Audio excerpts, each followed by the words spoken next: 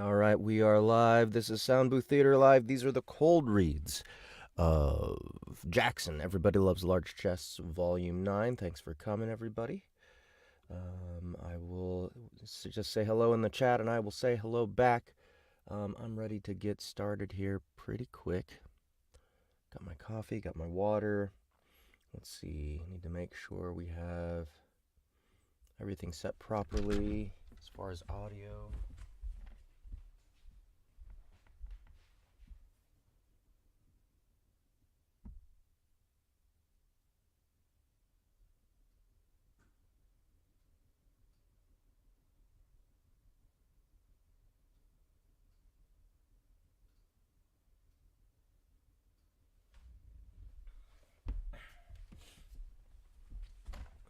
All right, here it goes. Got my loop back on.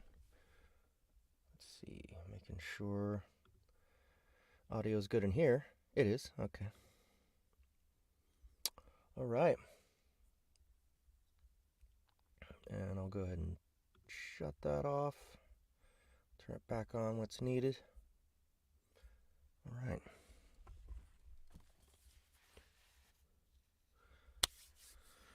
I'm ready to hit it. So before I get started, make sure to remember, guys, that soundbooththeater.com is a thing. You can go get Neven Iliev's The Stars Have Eyes.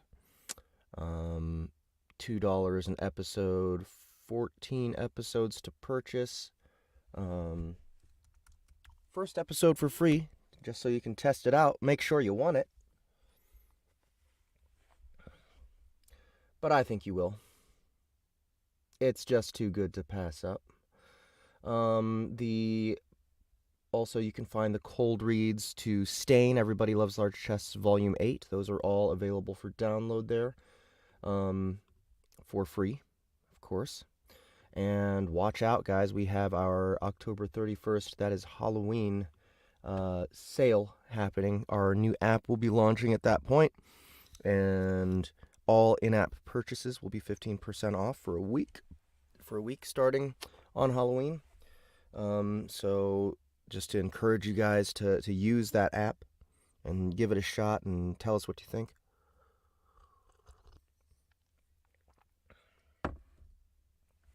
And yeah, let's get to it.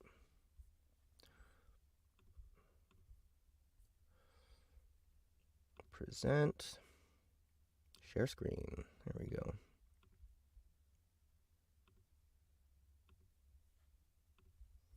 Perfect. All right, so yesterday we just got finished with Fizzy's court case. Oops. And let's see what happens next. These have been long-ass chapters, by the way. And they have been labeled differently. This is the first Everybody Loves Large Chests in my memory to have each part of each chapter have its own name. And they're not numbered either, so. A Tale of Forward Thinking. The musty old warehouse's front doors creaked as Sandman walked into the barn-like building. While not in its prime, this run-down place was still used as a storage space for rows upon rows of wooden boxes. While not in its prime, this rundown place was still used as a storage space. While not in its prime, this rundown place was still used as a storage space for rows upon rows of wooden boxes, kegs, and crates lining the walls. The towering mercenary ignored them, as his objective was the 6 cubic aquariums arranged neatly in the middle of the warehouse. They were about 1.5 meters on each side, and each contained a sea monster known as a Moloch? Moloch? Let's see if I can look that up.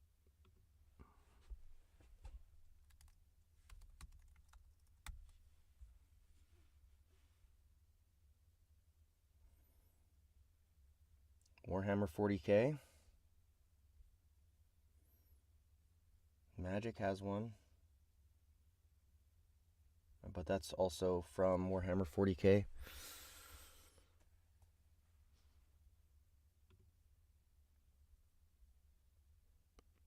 A Moloch is a huge worm-like tyrannid organism that acts as an outrider for a tyrannid swarm. They are burrowing creatures that travel deep underground to bypass enemy defenses. Okay. Sounds like not the same thing.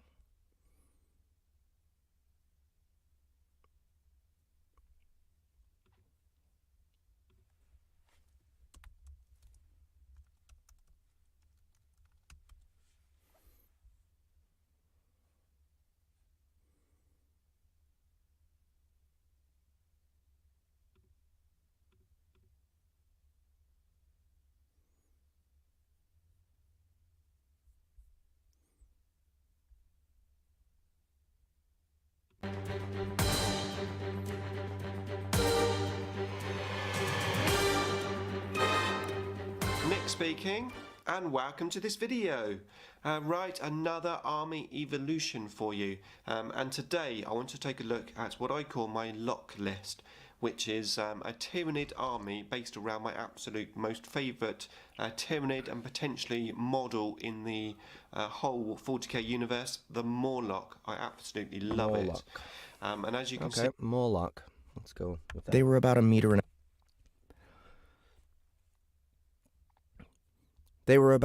and a half on each side, and each contained a sea monster known as a Morlock. These creatures appeared as a cross between a frog and anglerfish the size of a fat sheep, so definitely not the same thing. Their four webbed limbs were much too short for walking on land, but allowed for quick, sudden movements underwater. The monsters' fronts were dominated by wide mouths lined with needle-like teeth, which served as the species' namesake, and each one had a stalk tipped with a glowing bulb poking out of their four-eyed faces. A man wearing a long, dark blue naval... A man wearing a long, dark blue naval officer's coat emerged from a nearby corner without attempting to hide his presence. His face was rough and wrinkled, with graying hair and beard, a stereotypical sea dog, if Boxxy ever saw one. A stereotypical sea dog, if Boxxy ever saw one. That needs to get turned off. A stereotypical sea dog, if Boxxy ever saw one. It was a fitting appearance for the person who'd wrangled this fish-faced haul. It was a fitting appearance for the person who'd wrangled this fish-faced haul.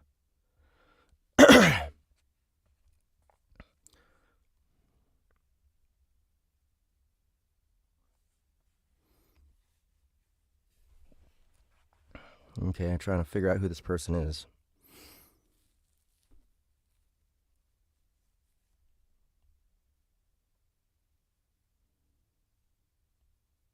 Is it Slime Face?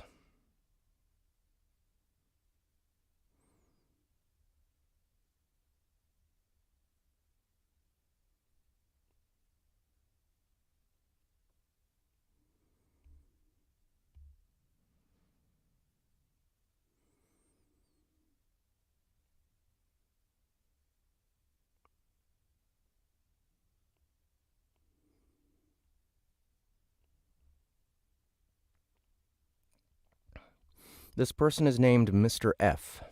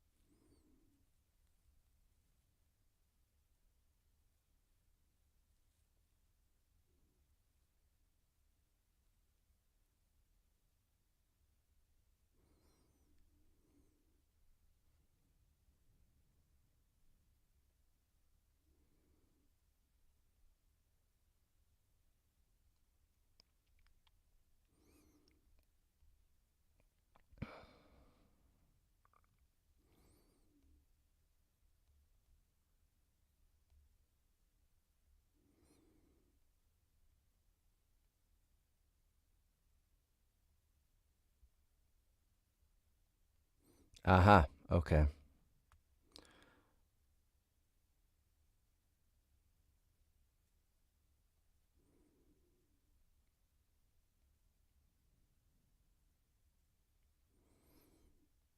Okay. So, found out who he is. Haven't met him before.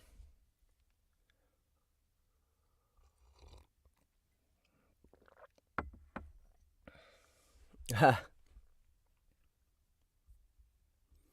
Fish-faced Hall.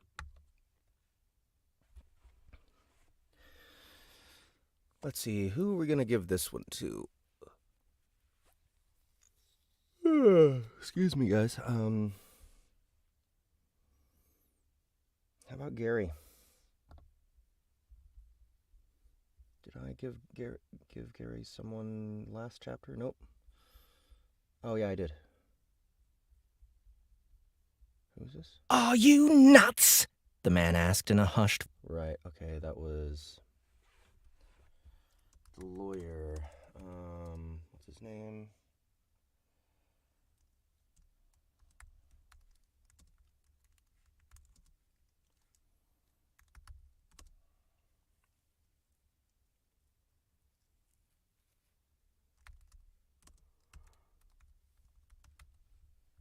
What is his name?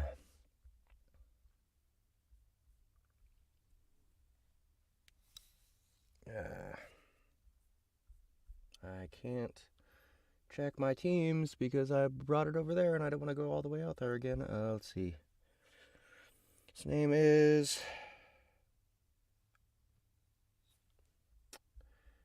Fuck It. I'm gonna leave it. Hold this fish-faced Hall.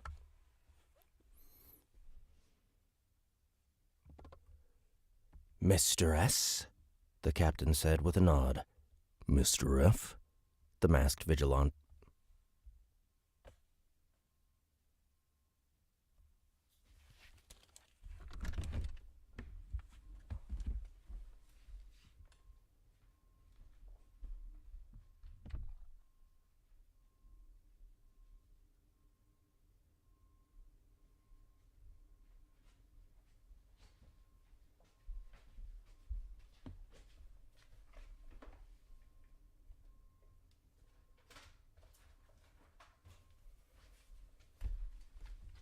Well, now that this giant truck is backing up outside and distracting the shit out of me, maybe I might as well just clean my glasses.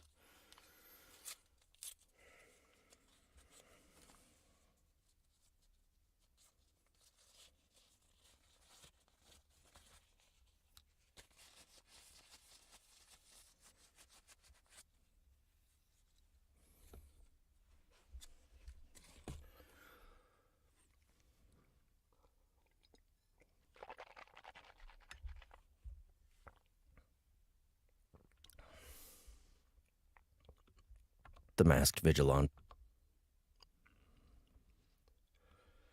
The masked vigilante replied. The masked vigilante replied. I trust you're in good health? Mostly. Mostly? What about yourself? Any problems with this latest batch? A few, unfortunately. The one over there, the orange one with the black spots, turned into a lion Mowlock instead of the standard variant when she ranked up.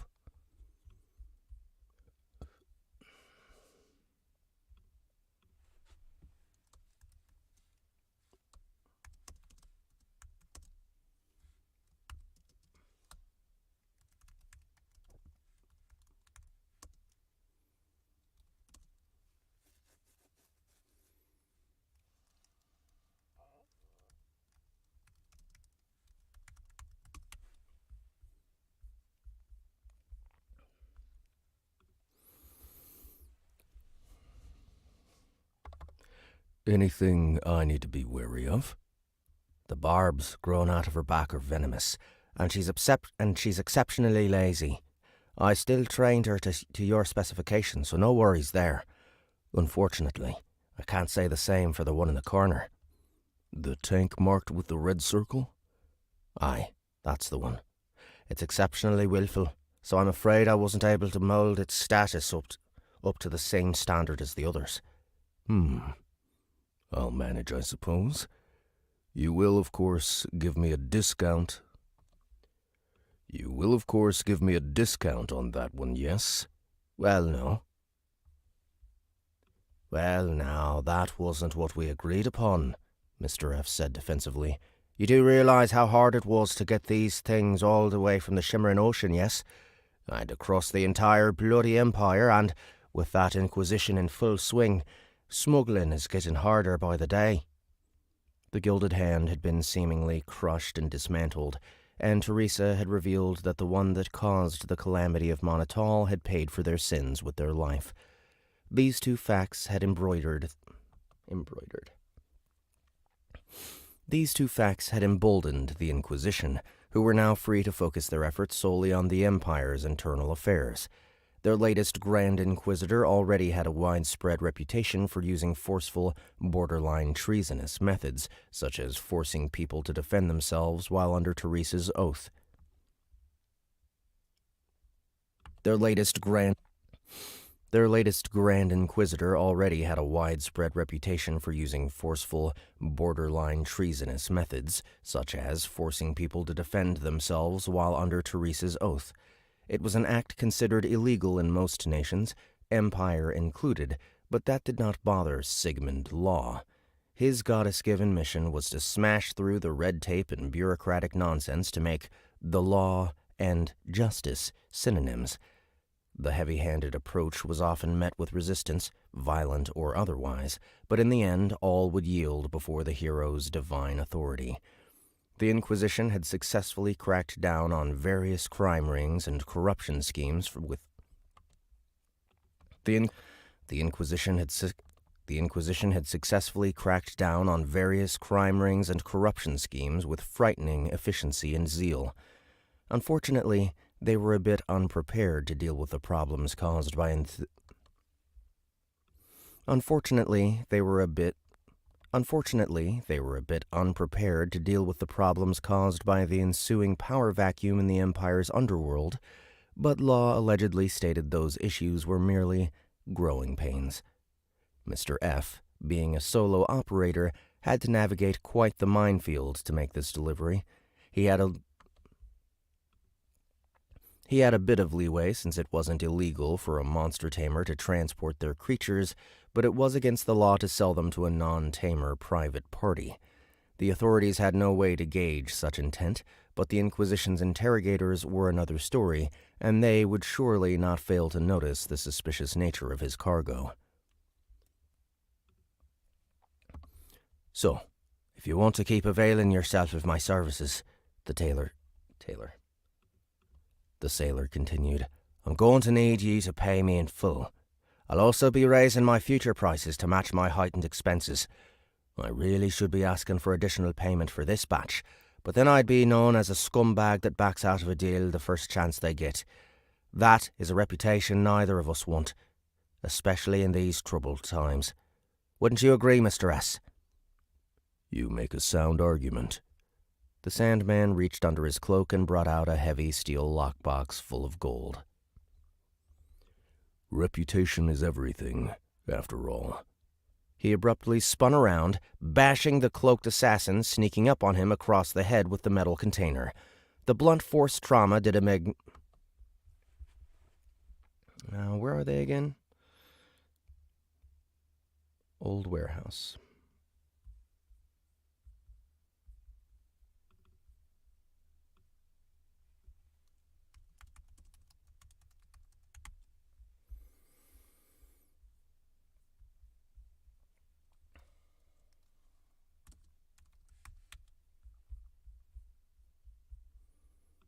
That is a reputation now. He abruptly spun around, bashing the cloaked assassin sneaking up on him across the head with the metal container. The blunt force trauma did a magnificent job of rearranging his facial structure, but it wasn't nearly enough to kill him. Leaving the now bloodied box behind, Boxxy reached out its other hand and grabbed the dazed man by the neck. He flung him towards his companion on the overhead walkway and rolled out of the way of the magical projectiles that rained down from elsewhere, ducking behind some shadowy crates for cover.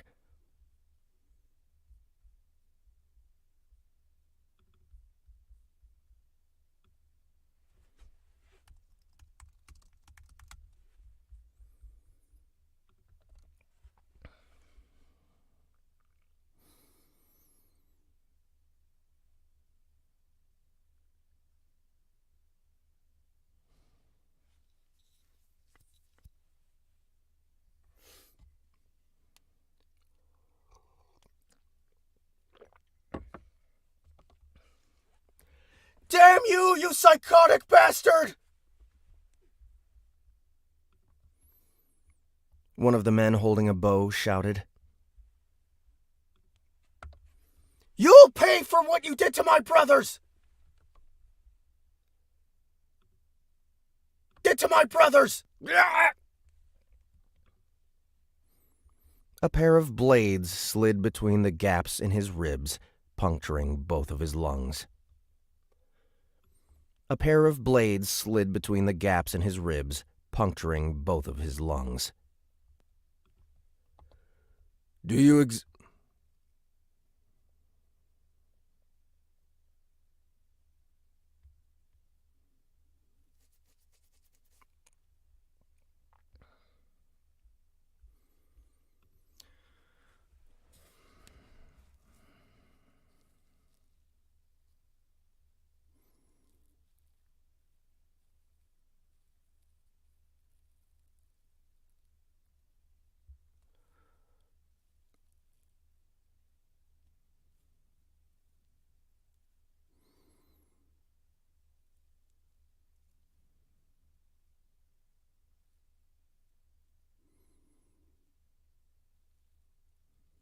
I don't understand how he got up there.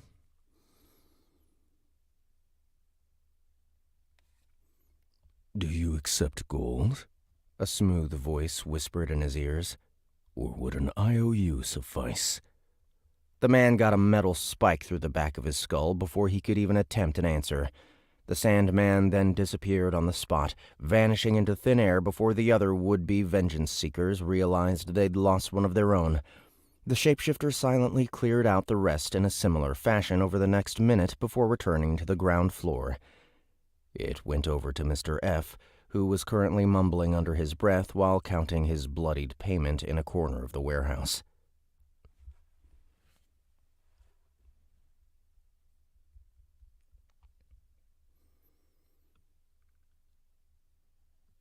The vengeance seekers realized they'd lost one of their own.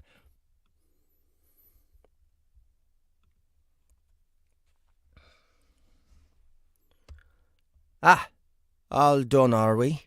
he said when he saw Sandman approach.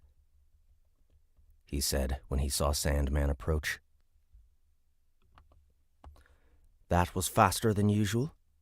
This was hardly the first time a transaction between these two had been disturbed in such a manner, nor was it going to be the last. This ambush was Mr. F's doing, though in reality the humans were the ones he set up. This ambush was Mr. F's doing, though in reality the humans were the ones he set up. It would seem a plethora of people sought vengeance upon the Sandman, either because of his involvement in some massive battle or because he single-handedly crushed their criminal organization. It didn't matter much to Boxxy, since these idiots accomplished...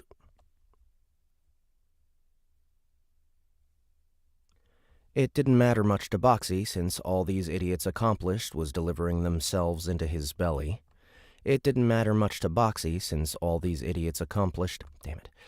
It didn't matter much to Boxxy, since all these idiots accomplished was delivering themselves into its belly. All Mr. F did was help expedite the process, which was something of a bonus. Is that their leader? The crusty old sailor asked, jerking his head towards the corpse draped over Sandman's shoulder. Probably. He was definitely the loudest. Fair enough. Give him here. The body was thrown unceremoniously onto the ground, and the sailor crouched over it. A series of fleshy tendrils shot out from under his cloak, wrapping themselves around the body and pulling it into his chest, whereupon it was instantly absorbed.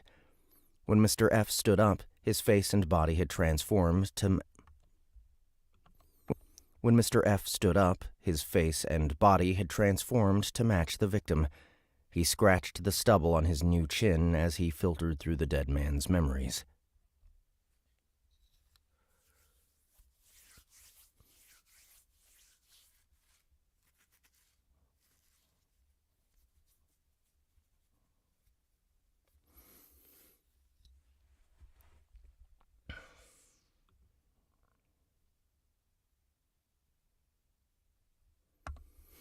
Okay.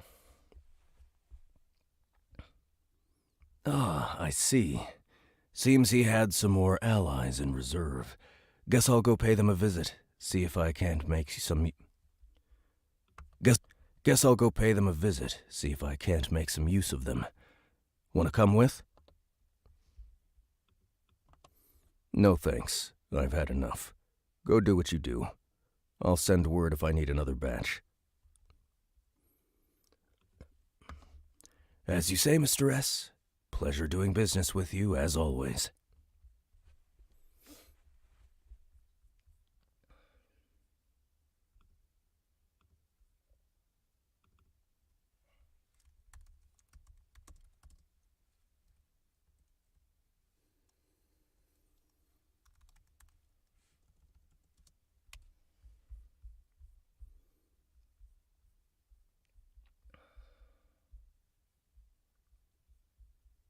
Ah, I see.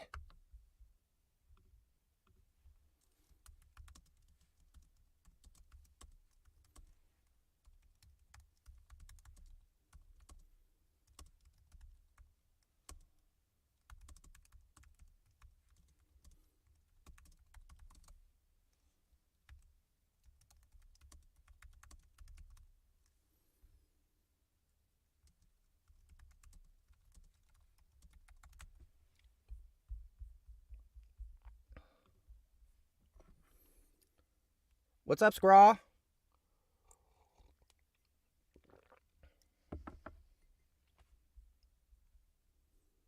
Mr. F.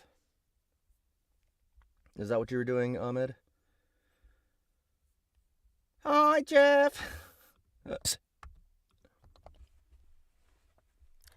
Hi, Jeff. Okay.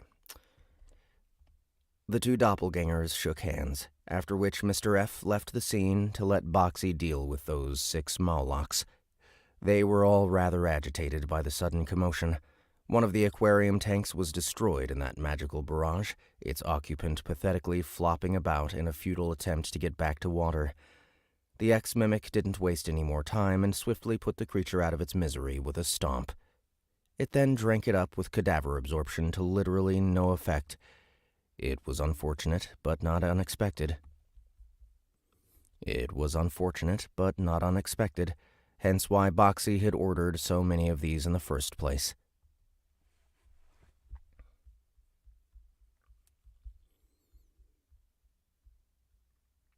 Okay, so we got an action scene there. There's a place I need to mark for, I think, when he drops the body. The body was thrown unceremoniously onto the ground, and the sailor crouched over it. A series of fleshy tendrils shot out from under his cloak, wrapping themselves around the body and pulling it into his chest, whereupon it was instantly absorbed. When Mr. F stood up, his face and body had transformed to match the victim.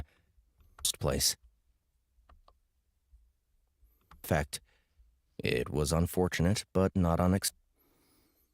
Get back to water.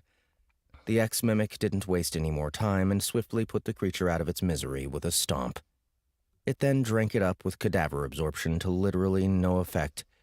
It was unfortunate, but not unexpected. It hadn't been easy to find a reliable supplier of aquatic monsters. It wasn't the sort of service one would need without obviously nefarious intentions. Thankfully for the shapeshifter, it and Stain maintained a cordial relationship bordering on friendship. The warden had a few connections of her own, mostly people she had infected with her symbiotic offspring. The warden had a few connections of her own, mostly people she had infected with her symbiotic offspring. Watford's Slimeface was one of them, and it was through him that Boxxy got a lead on someone named Marcus Filch. The man had a reputation as a professional that provided just the kind of service the former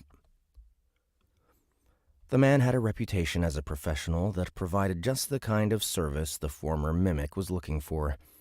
As it turned out, this individual's true identity was a shapeshifter that belonged to Reggie's cartel, and Mr. F was his call sign.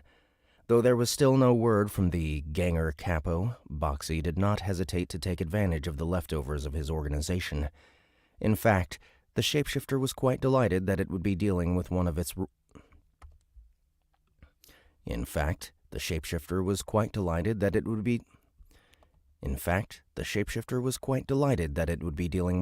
kind rather than an enlightened. The other party mirrored this sentiment. People were unpredictable, as there was no telling when and where one of their pesky emotions would jeopardize a deal. Intelligent monsters were significantly more pragmatic, and their lack of morality meant they only cared for things directly related to their needs.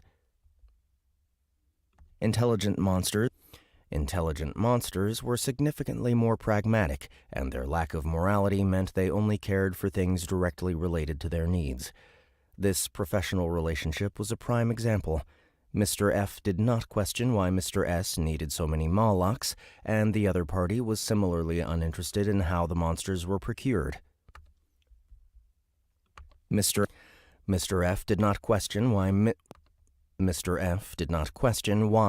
S needed so many Molochs, and the other party was similarly Mr. F did not question why Mr. S needed so many Mr. F did not question why Mr. S needed so many Molochs, and the other party was similarly uninterested in how the monsters were procured.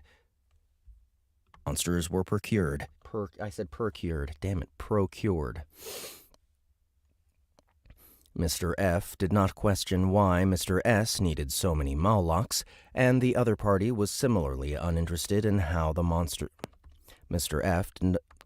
Mr. F did not question why Mr. S needed so many Molochs, and the other party was similarly uninterested in how the monsters were procured. Okay, I did it right that time. Actually, that wasn't entirely true.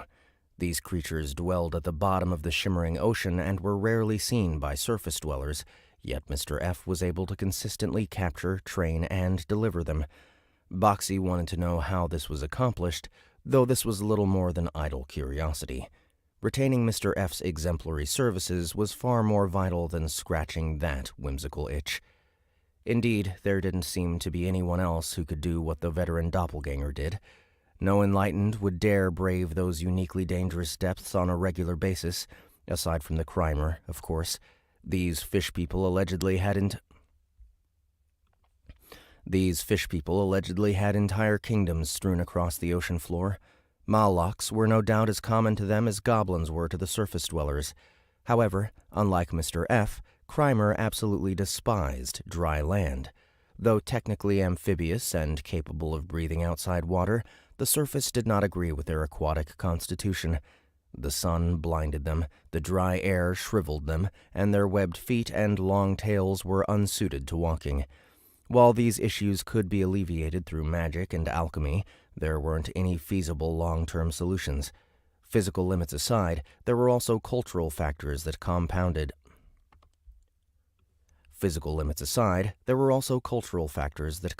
a crimer's unwillingness to leave their submerged environment. In short, even if one of these depth dwellers could theoretically capture and train Molochs, none would transport them so far inland. Mr. F had no such reservations. As a doppelganger, he could easily adapt his flesh to suit any environment, and the only cultural factors that mattered to him were money-making and money-spending. He still preferred the water, though. He grew up among the crimer and learned He grew up among the crimer and learned much of their ways. He grew up among the crimer and learned much of their ways, including everything they knew about aquatic creatures. The shapeshifter was technically one, as his environment caused him to evolve into a slitherer, an adult doppelganger variant uniquely suited to traversing the depths. His subspecies also gave him a keen insight into the minds and abilities of his fellow sea monsters. That was how and why he was able to deliver a small school of Molochs grown to Boxxy specifications every 6 weeks. His plant-based counterpart didn't have any standard for comparison, but it knew enough about the difficulties involved to conclude that was an impressive capture rate. Thus, it did not hesitate to pay Mr. F's premium fees. Your cadaver absorption was a moderate success. 30% of the target's highest skill proficiency has been added to your own. 30% of the target's highest skill proficiency has been added to your own. Proficiency level increased. Disrupting Wave is now level 3. Intelligence +9. Wisdom +6. And it was upon absorbing the fifth Moloch in this latest batch that all the money Boxxy poured into this endeavor had finally paid off.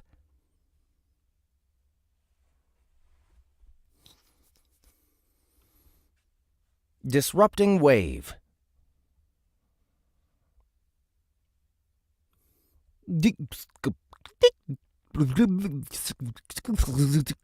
Requirements. Overridden. Type: activatory. Activation time: instant. Cost: 100 plus 10 MP. Range: 1 meter.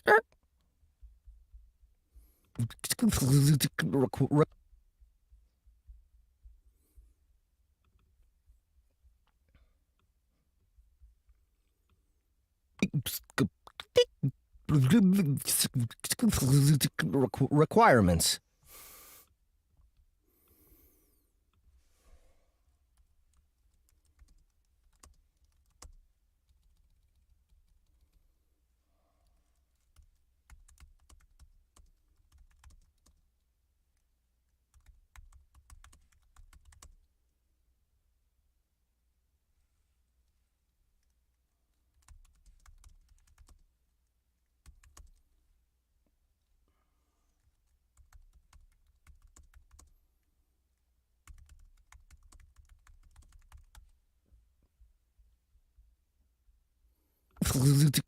Requirements.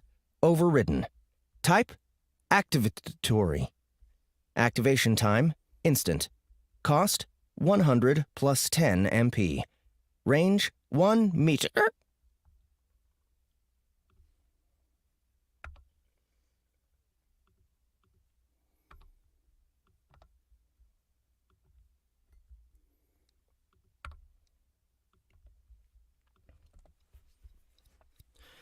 Effects. Resheathes a wave of pudding that removes magic effects. Probably pudding, I think is what it says.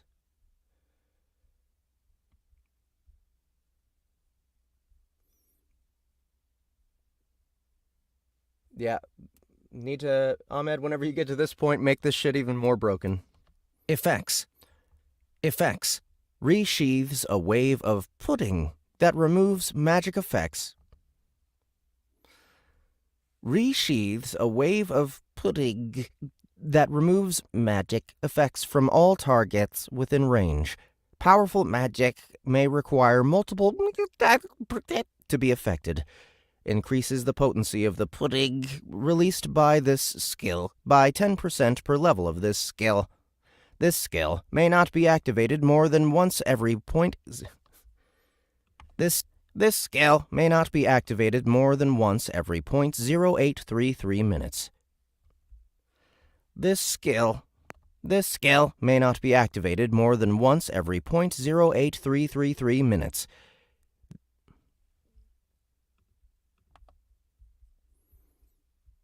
Resheathes a wave of pudding.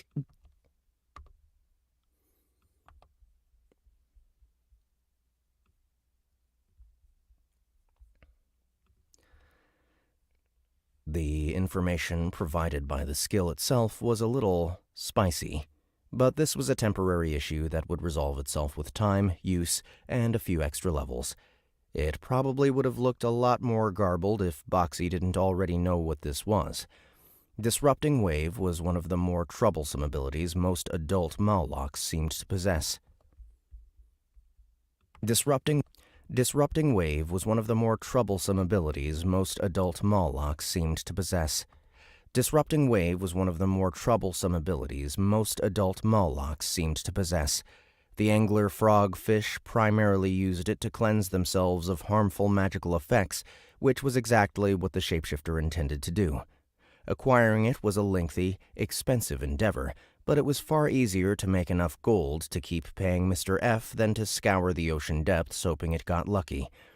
Admittedly, there was still a measure of random chance involved with cadaver absorption, but the monster tamers... Admittedly, there was still a measure of random chance involved with cadaver absorption, but the Monster Tamer's premium service drastically increased the odds of this desired outcome. The Slitherer wasn't around for this part. The status-stealing skill was something Boxxy wanted to keep under wraps, so it waited until its... The status-stealing skill was something Boxxy wanted to keep under wraps, so it waited until its fellow shapeshifter was gone before it started absorbing the Mawlocks. Mr. F would return later to clean up the mess as part of their arrangement, leaving the Sandman-shaped monster free to consider its next skill acquisition target. Perhaps it might be better to think bigger and consider what job to tackle next instead. Boxxy then realized it was getting ahead of itself, as it still had a call to make. 1-800-7355-9687-7685. Beep. Beep. Beep. Click. As it still had 1-800.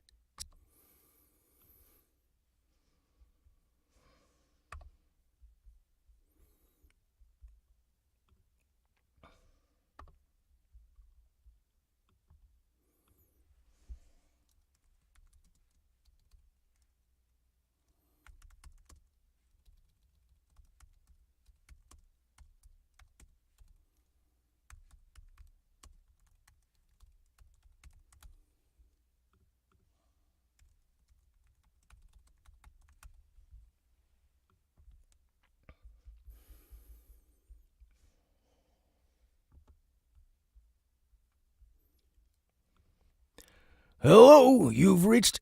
Oh, sorry, Boxxy. Force of habit. Apologized Carl.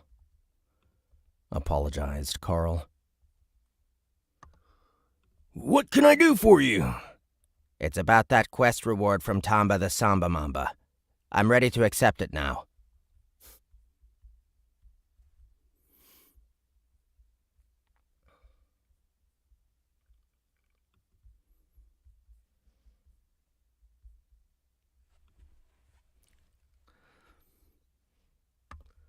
Well, that's just super. Hold on, I'll transfer you. The monster got to enjoy that calming hold music for a minute or two before it was interrupted by a loud boop.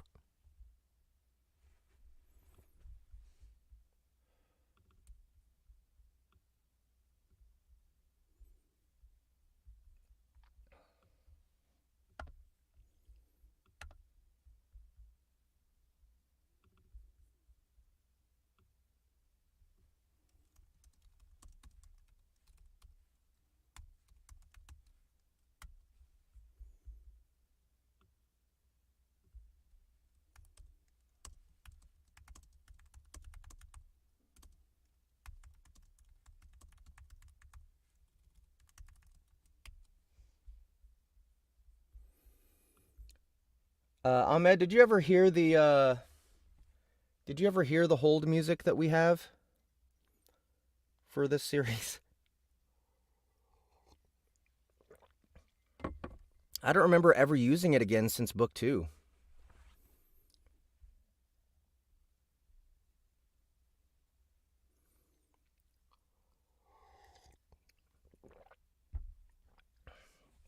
Yeah, I'm doing the weird ad-lib sound as a placeholder, sort of, but I think what Ahmed's going to do is just blend in glitchy sounds with that. Is Ahmed still here?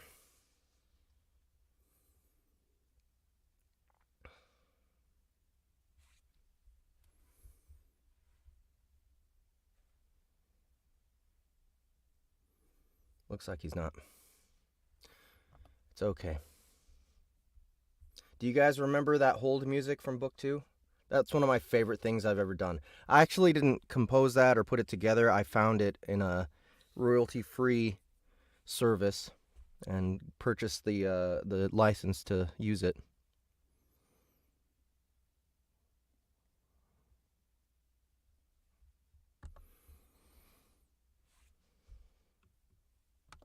Yo! Having fun, Boxxy? Nigel's cheerful voice echoed inside the monster's head. You could say that. Could say that. I assume you know why I'm calling?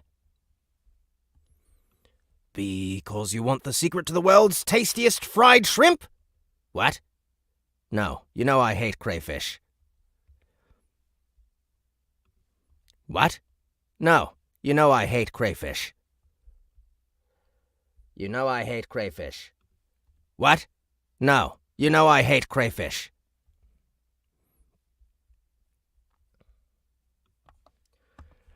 And I hate it when people make assumptions about me. So we're even! Fine. I'm calling about Mortimer's quest reward. I'm ready for it. The task, titled Train the Next Hero of Death, had been accomplished about 2 weeks ago, when Cade officially became Mortimer's new hero. Apparently, the god of death and commerce was quite pleased with Boxxy's work, though not to the point he offered it any extra rewards. Apparently, the god of death and commerce was quite pleased with Boxxy's work, though not to the point he offered it any extra rewards.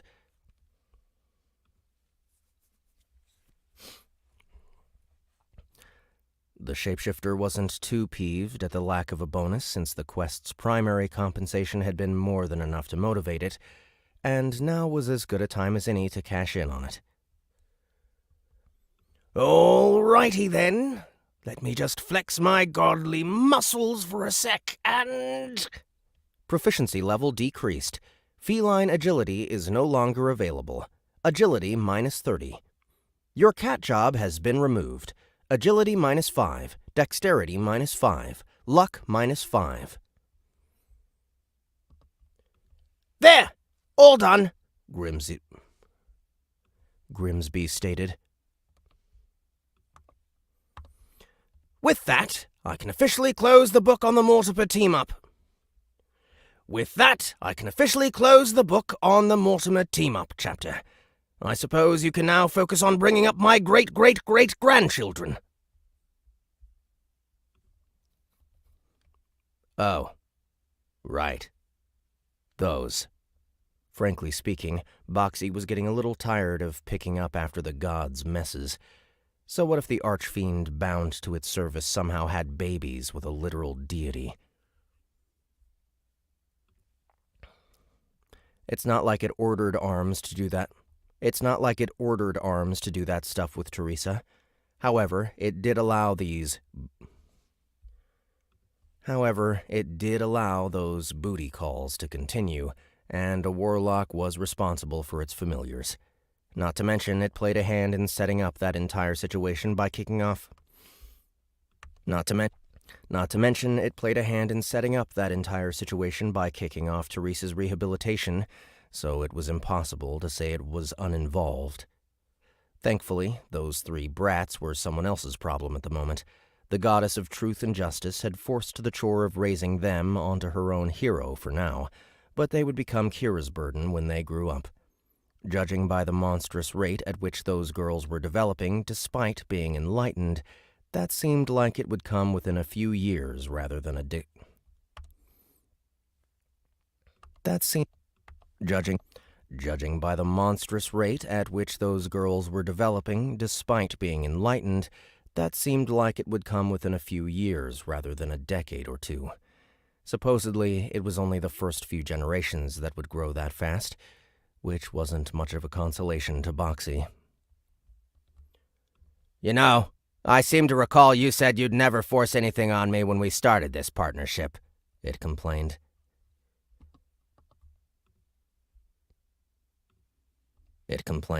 And I have kept my word. You know full well you can still ignore your part in nurturing the... And I have kept my word. You know full well you can still ignore your part in nurturing the Nephilim race.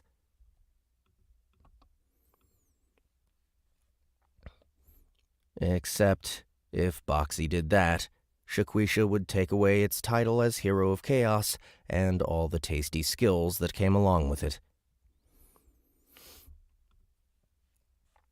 That's hardly what I would call a fair choice, the monster argued.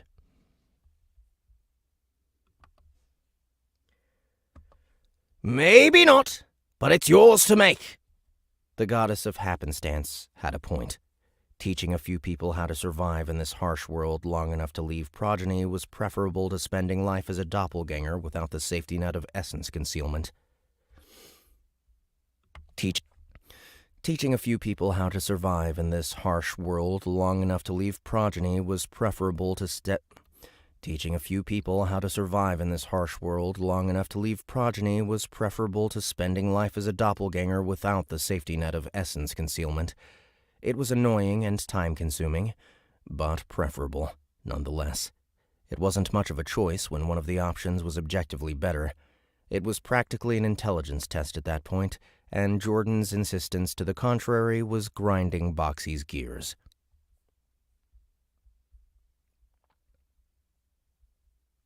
Ah, nice.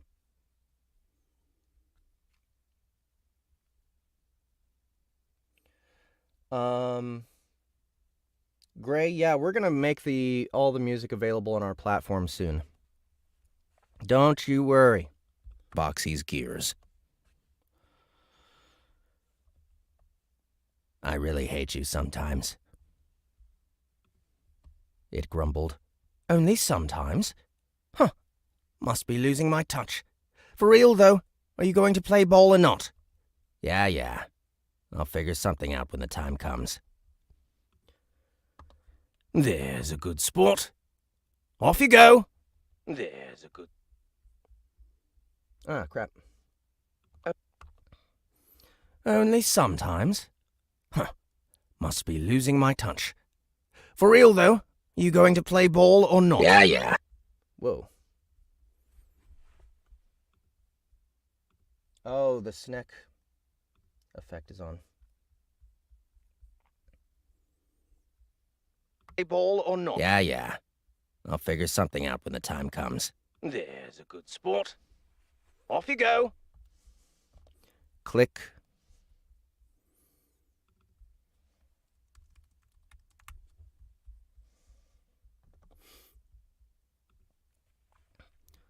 Boxxy's focus gradually drifted back to its earlier line of thought as it walked through the night. It rapidly decided the new skill it would aim for would be something to replace the loss of feline agility.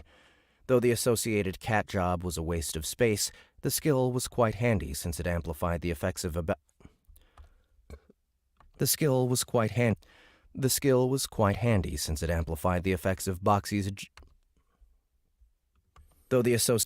Though the associated cat job was a waste of space, the skill was quite handy since it amplified the effects of Boxxy's agility whenever it was airborne by 15%. It also reduced damage taken from falling, but that wasn't much use to a shapeshifter capable of gliding at will. In any event, a feline monster would surely have a similar, if not outright superior, agility-enhancing skill. The shapeshifter would also have a much easier time finding such a generic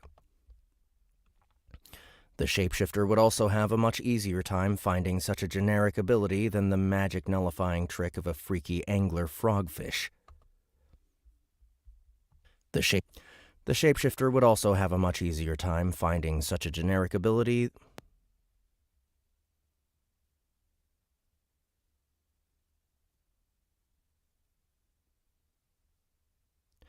The shapeshifter would also have a much easier time finding such a generic ability than the magic nullifying trick of a freaky angler frogfish.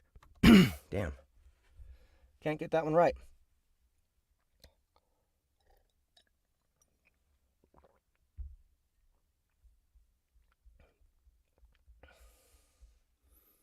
The shapeshifter would also have The shapeshifter would also have a much easier time finding such a generic ability. The shapeshifter would also have a much easier time finding such a generic ability than the magic nullifying trick of a freaky angler frogfish. Having made up its mind, Boxxy began considering how to occupy its final, recently vacated job slot. Another monster job didn't seem the best choice since it wouldn't be able to progress it past level 25. Besides, the shapeshifter felt it really didn't need any more combat-oriented jobs. It already had Mimic, Ranger, Blade Dancer, Wizard, and Warlock to satisfy its offensive and defensive needs. Arguably Doppelganger, too, though that job was more focused on avoiding confrontations than winning them.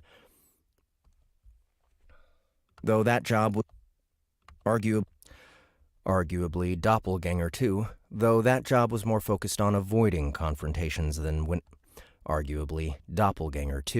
though that job was more focused on avoiding confrontations than winning them. Utility skills like Disrupting Wave were one thing, but Boxxy had so many levels and attributes that throwing in a whole new adventurer vocation would be like adding a cup of water to a full bathtub. It wouldn't change much beyond potentially causing it to overflow and cause the monster's power creep to resurface. Even if growing older had allowed its body to safely handle a greater volume of attributes, its status was always on the brink of its limits. The monster therefore considered if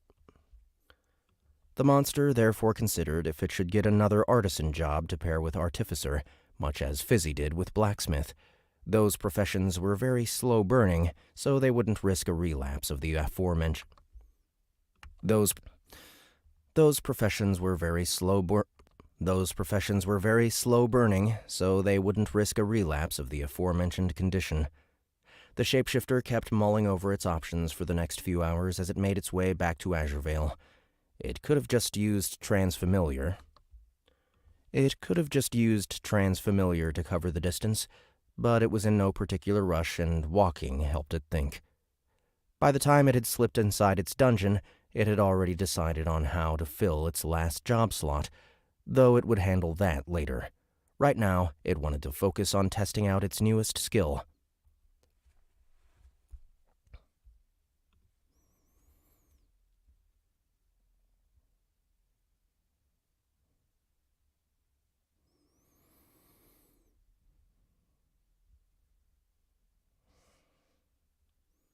All right, so I'm gonna cast Alexandra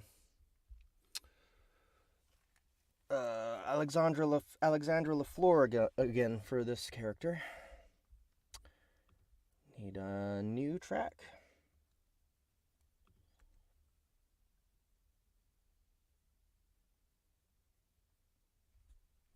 Alejandra.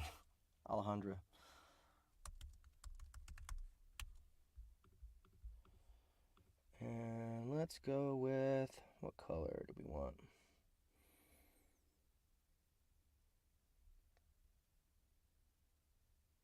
This one? Yeah, that's a different color.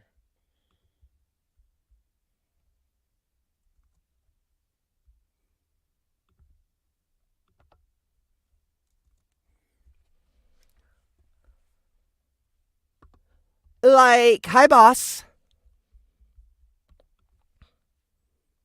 A buxom plant woman appeared in front of the monster out of nowhere.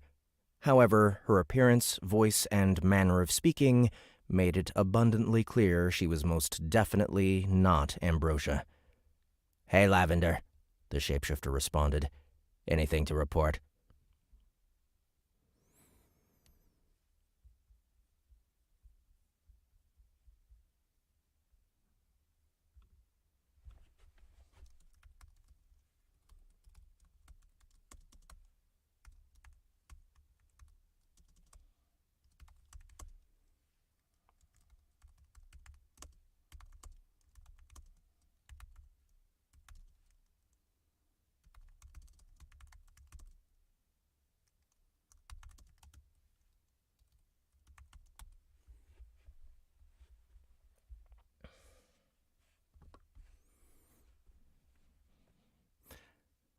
Same old, the Alrana grumbled. Same old, The Alrana grumbled. Oh, right. Cora was feeling bored, so she went for another round in the Atlas thingy. I'm aware of that. Tell me something I don't know. Oh, I broke my record of how much of her dick. Oh, I broke my record for how much of her dicks I could take inside me. Ambi got, like, super mad when she saw us practicing, though. I wonder why.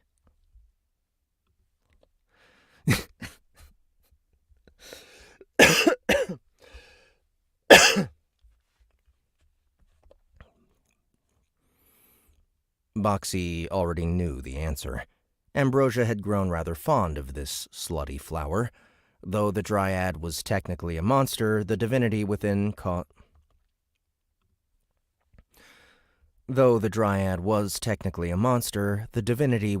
caused her to exhibit enlightened behavior, such as getting emotionally attached to certain individuals.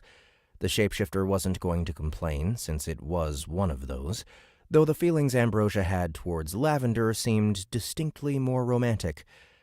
Well, either that or her natural need to mate and procreate was flaring up. That particular instinct was something the shapeshifter experienced firsthand recently when it passed a pregnant woman on the street, though it easily resisted its doppelganger body's urge to reproduce. Boxxy T. Morningwood was many things, but breeder wasn't one of them. Figure it out on your own, it told the Alrana. If you can't do that much, then you'd be a failure as a dungeon master. Wow, that's, like, so deep. All right, I'll go find out right away. The ridiculously proportioned flower woman and her massive pink petals disappeared via Nexus access, likely to find Ambrosia and have a little talk. Strictly speaking, Boxxy didn't need the caretaker of its lair to know about reading people's emotions. Her position as a dungeon master was simply a way to ensure her loyalty, making it mostly a decorative position befitting a mostly decorative existence. She did handle a few chores around the place, but her dim-wittedness made it... She did handle a few chores around the place, but her dim-wittedness made it ill-advised to entrust her with anything important.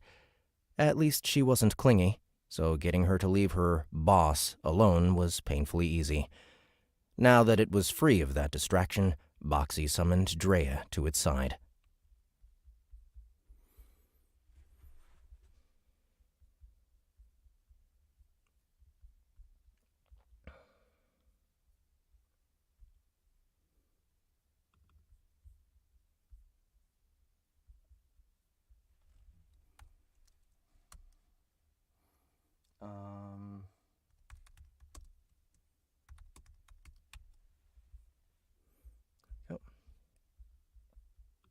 Drea to its side.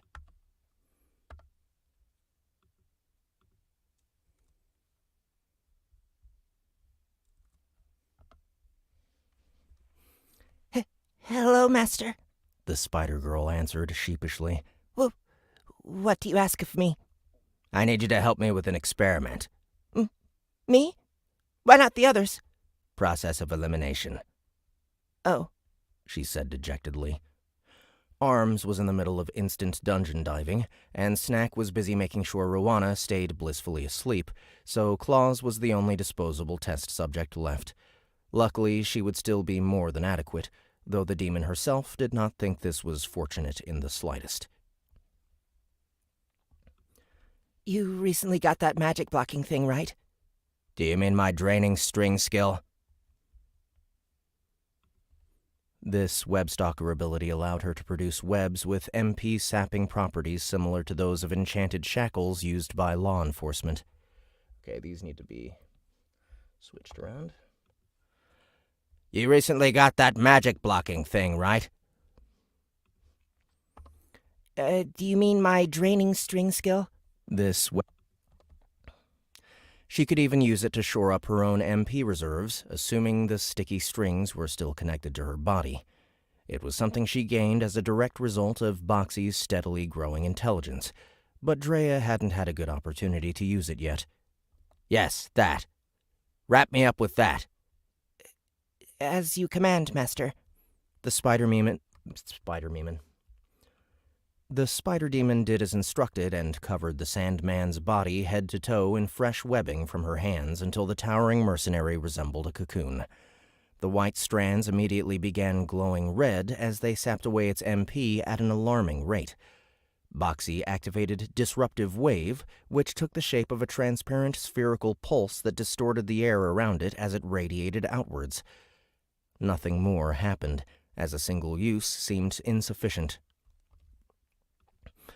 Nothing more happened, as a single use seemed insufficient to overcome the enchanted webbing of a rancor demon.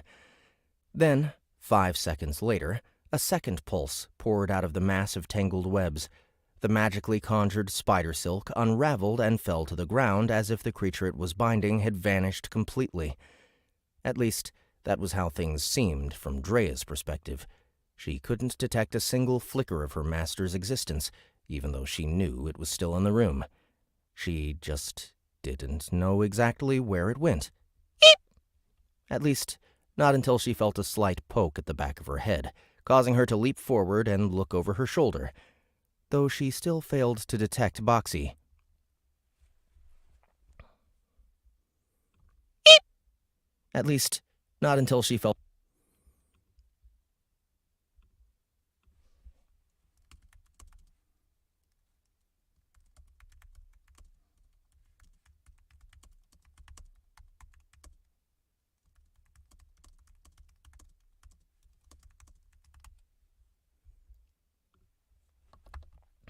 You would have been dead then.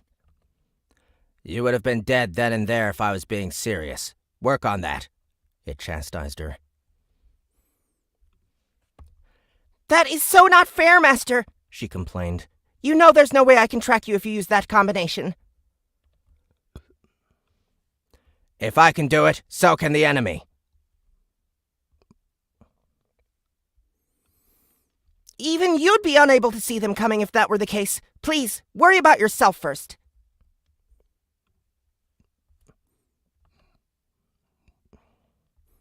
Inwardly, Drea was strangely happy that her master seemed to worry about her in its own way, though her embarrassment levels were too high to allow her to vocalize that emotion.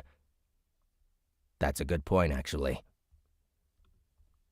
Boxxy was currently hiding its body with a prismatic cloak, while stealth greatly reduced the sound of its movements. Normally, Drea's magic-sensitive sight would have allowed her to pierce through the obscurement. The same could be said for any creature with a mana locator gland. However, neither would work on the shapeshifter, as it had obtained a skill specifically meant to avoid such means of detection. Mystic Camouflage. The doppelganger's proficiency at subterfuge allows it to... The doppelganger's proficiency at subterfuge allows it... The doppelganger's proficiency at subterfuge allows it to temporarily evade magical means of detection. Requirements: Level 40 doppelganger job, Level 10 stealth, Intelligence 300. Type: Toggled, on. Activation time: Instant. Cost: 30 MP per second. Range: Self. Effects: Prevents detection from magic-based senses and sensors for up to 10 seconds. The skill's effect duration is This skill's effect duration is reduced against hostile targets in proportion to their perception attribute. This skill will not affect the same target more than once every 30 seconds. This skill will not affect the same target more than once every 30 seconds. This skill will not affect the same target more than once every 30 seconds. Increases the duration of the skill by 20% per level of this skill. The ability was close in function to the high-level rogue technique called Obfuscate. However, the main difference between the two skills was that the enlightened version either did or did not work, depending on who it was being used against.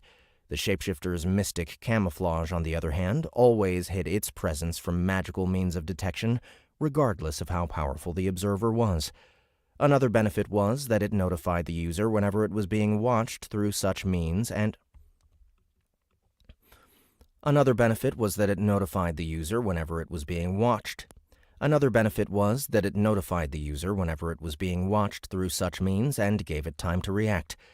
The downside was that the grace period had a variable duration. Compared to that, Obfuscate had the potential to continuously fool anyone so long as the user had enough levels and attributes. Actually, I just remembered something, Boxxy continued as it took off its concealing equipment. I had a rather interesting idea earlier. Stand still so I can try it out. Okay, first of all, I forgot to do effect stuff. What do you ask if... Now that it was free of that distraction, Boxxy summoned Drea to its side. Hello, Master. The spider girl answered sheepishly, diving, and snapped, though the demon her snapping properties similar to those to her body. It was something she gained as a direct result of... The spider demon did as instructed and covered the Sandman's body head to toe in fresh webbing from her hands until the towering mercenary resembled as it radiated outwards. Nothing more happened, as a single use seemed insufficient. 5 seconds later, a second pulse poured out of the mass of tangled webs. The magically conjured spider silk unraveled and fell to the ground as if the creature it was binding had vanished completely. At least, that was how things seemed from Drea's perspective. A rather interesting idea earlier. Stand still so I can try it out. Drea did as instructed. Drea did as instructed, while her master reverted back to its base hilt creeper form. It grabbed its left wrist with its right hand and grew a third arm from its upper back, shaping it into a bladed appendage similar to the stalker's. It took a few moments to prepare itself.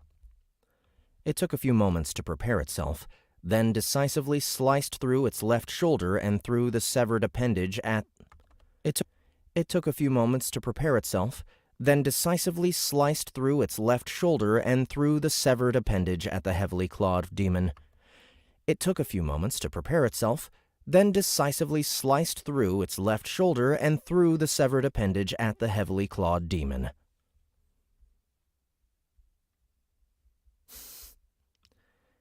The limb slapped her in the face, then wrapped itself around her neck as if it had a mind of its own. It also morphed into a snake-like form, its powerful muscles choking the life out of the webstalker. A demon's body still needed to breathe to maintain its form, so Drea reflexively opened her mouth to gasp for air.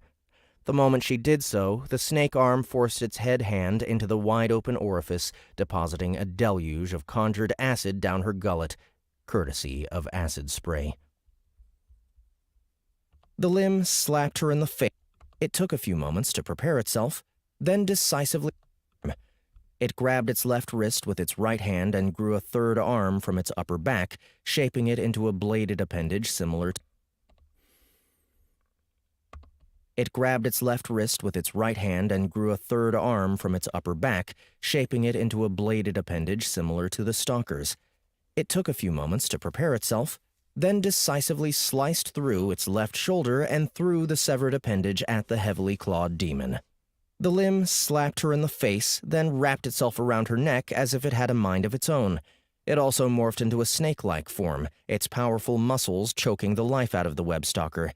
A demon's body still needed to breathe to maintain its form, so Drea reflexively opened her mouth to gasp for air. The moment she did so, the snake arm forced its head hand into the... Nope. Okay. A demon's body still needed to breathe to maintain its form, so Drea reflexively opened her mouth to gasp for air.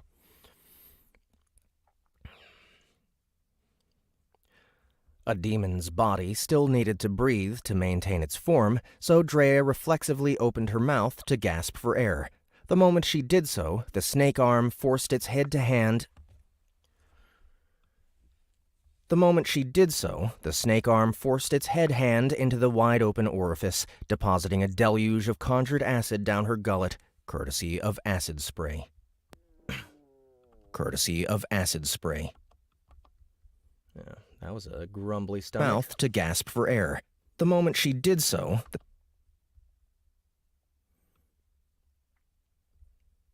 stalkers. It took a few moments to prepare itself, then decisively sliced.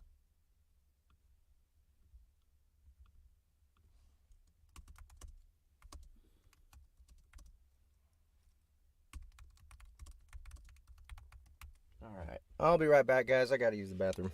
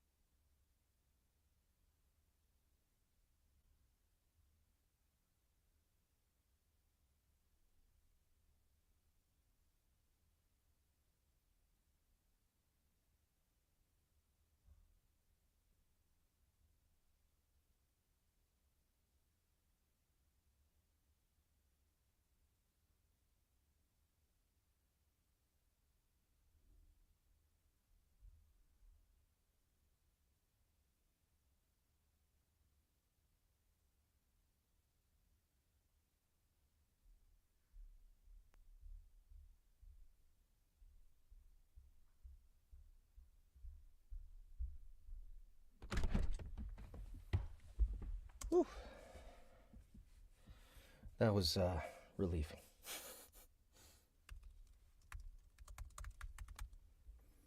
Alright, sorry about that, guys.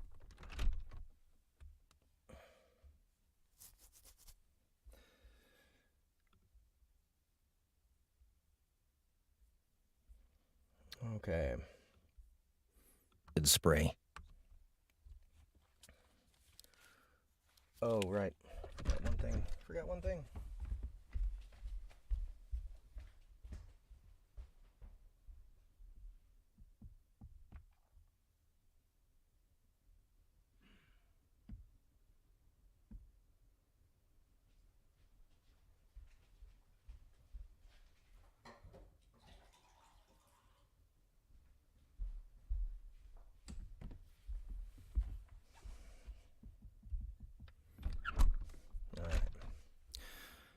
Courtesy of acid spray. It all happened so suddenly that Drea was unable to respond with any grace or poise. She fell to the ground and thrashed about wildly, like a knife drawer having a seizure.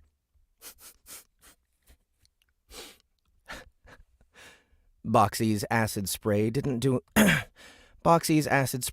enough damage to kill her, but the pain it caused was excruciating to the point her bladed limbs moved of their own Boxxy's acid spray didn't do enough damage to kill her, but the pain it caused was excruciating to the point her bladed limbs moved of their own volition.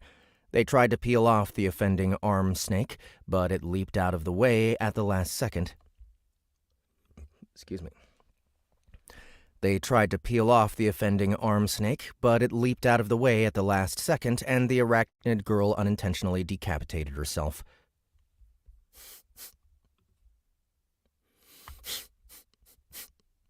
Let's go ahead. Do that. Though that may have been her original intention, given her track record. Either way, Boxxy had gotten some rather good results from this trial run. It walked over to Drea's evaporating corpse and picked up its now lifeless limb. It reattached it to its stump, allowing the appendage to reconnect with its central nervous system and spring back to life. It felt stiff for a few seconds until Mend Flesh did its thing and undid the lingering trauma. Boxxy didn't necessarily need to retrieve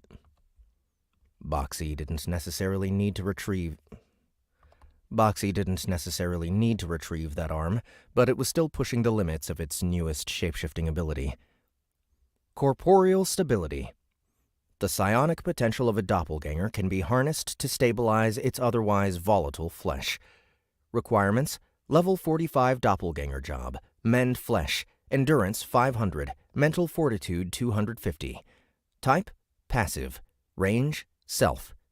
Effects: Detached body parts will maintain their form for 24 hours after being severed. Detached body parts can be remotely controlled for 10 seconds after being severed. Reduces HP damage suffered due to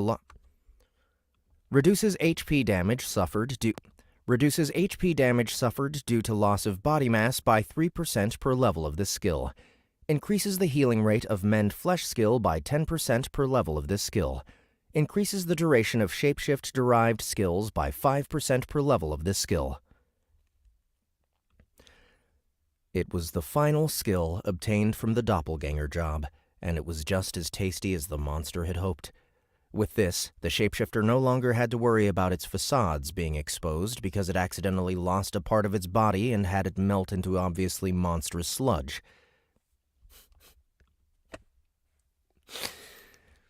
It would still deteriorate eventually, but Boxxy now had a generous window to salvage the situation. Or better yet, take advantage of it. Controlling severed limbs with the power of its mind had a potential for trickery. Controlling severed limbs with the power of its mind had a lot of potential for trickery and deception, especially when combined with other skills. There were so many possibilities that Boxxy was already making plans to willingly lop off parts of itself to use as surprise attacks. Unfortunately, there was no sensory feedback from the orphaned limbs, so controlling them accurately without line of sight was extremely difficult.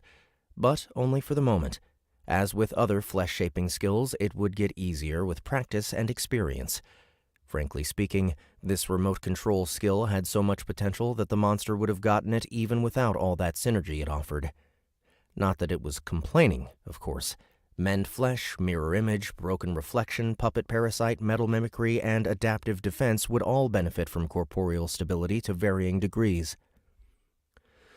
The defensive bonus was nothing to scoff at either, as Boxxy often lost body mass when fighting particularly troublesome opponents. It also made notions such as intentional self-decapitation slightly less suicidal. The monster's only complaint was how long it had taken to obtain the skill. It had spent over half a year getting the doppelganger job from level 40 to level 45. It probably wouldn't have hit that milestone yet if not for the major part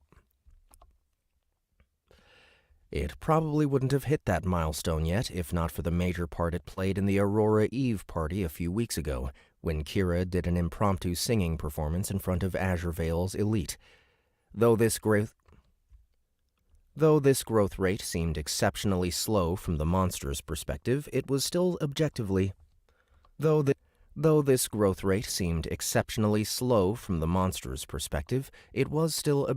astronomical. Under normal circumstances, a doppelganger would need at least 30 years to get anywhere near level 50, yet Boxxy's age wasn't even a tenth of that. Its primary facade, being the Republic's favorite redhead, certainly had its perks, to say the least.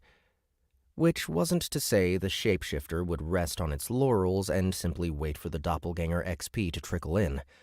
While that was certainly an option, Boxxy had been driven to rapidly accumulate strength and power since its birth. That habit was so deeply ingrained that it could not help itself, though it had at least slowed its pace. The shapeshifter no longer felt pressured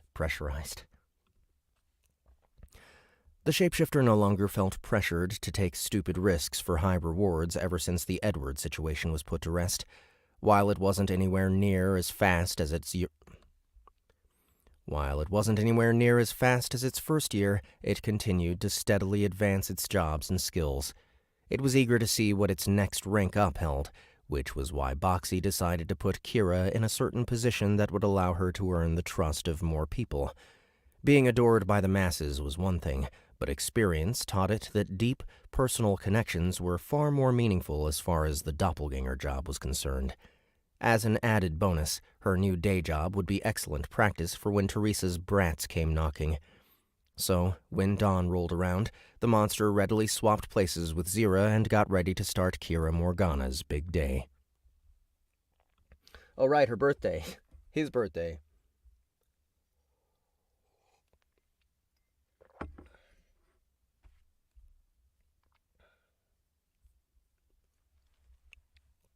Its birthday.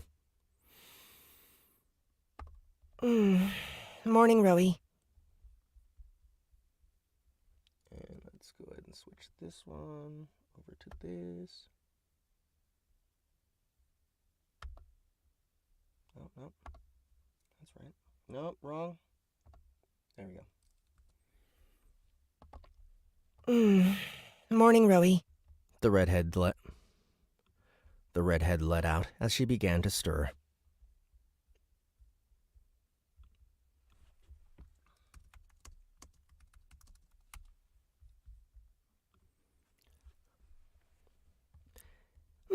Hey, sweetie, The elf responded mid-yawn. had a nice sleep. I know I did.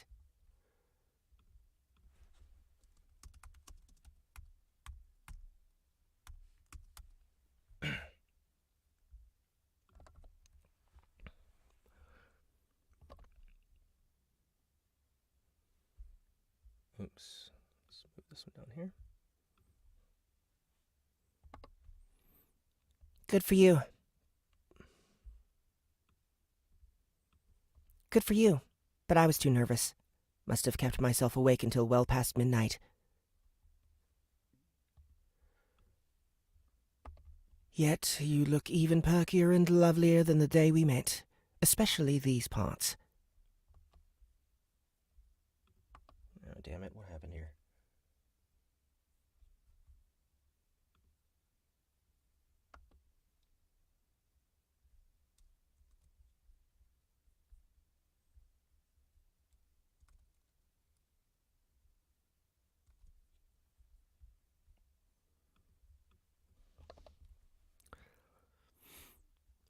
The elf scooted over and playfully groped Kira's breasts, fully enjoying the cat girl's growth spurt while she giggled.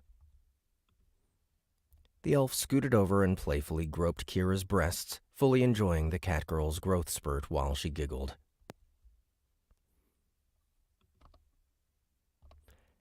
You know, I dreamt of you in that red party dress last night, she whispered seductively. It got me so hot and bothered I think I might have wet the bed. Sorry, Rowie.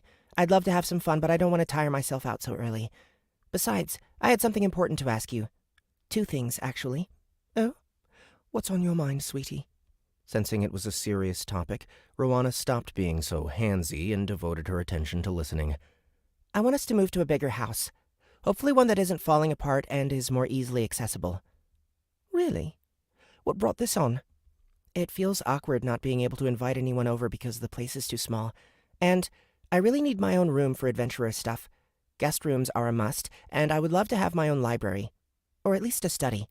I know that sounds like a lot, but we've been doing really well for ourselves recently, and I'm starting my new job today, so I think we can afford it with a small loan.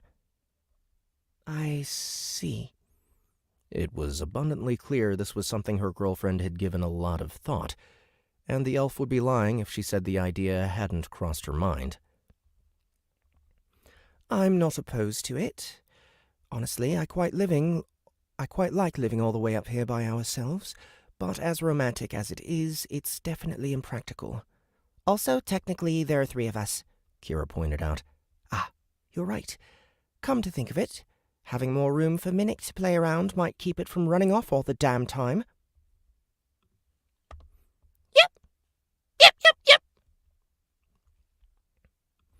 At the mention of its name, the miniature box leapt onto the bed and began to bounce around. At the mention of its name, the miniature box leapt onto the bed and began to bounce around excitedly. I think he likes the idea. I think it likes the idea. Yeah. Kira giggled while petting it. Who knows? Maybe the new furniture will turn out to be its playmates.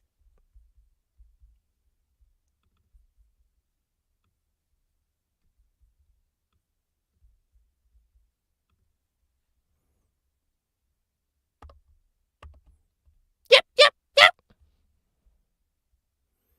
No, pretty sure it's just hungry, Rowana interjected. What do you say, though? New place? Yeah, I suppose we can at least look around for a suitably sized house. I'm also curious what sort of adventurous stuff you need so much space for. Like an armory or something so I can keep my extra gear on hand rather than leaving it at the guild. Also, an artificer workshop had an alchemy lab so I can spend more time at home. Nope. Also, an artificer workshop and an alchemy lab so I can spend more time at home. I guess that's reasonable. Except the lab. Having one would be nice, but I don't need it. Aside from having to handle some extra paperwork on occasion, Rowana wasn't the bring-your-work home type. She couldn't even if she wanted to.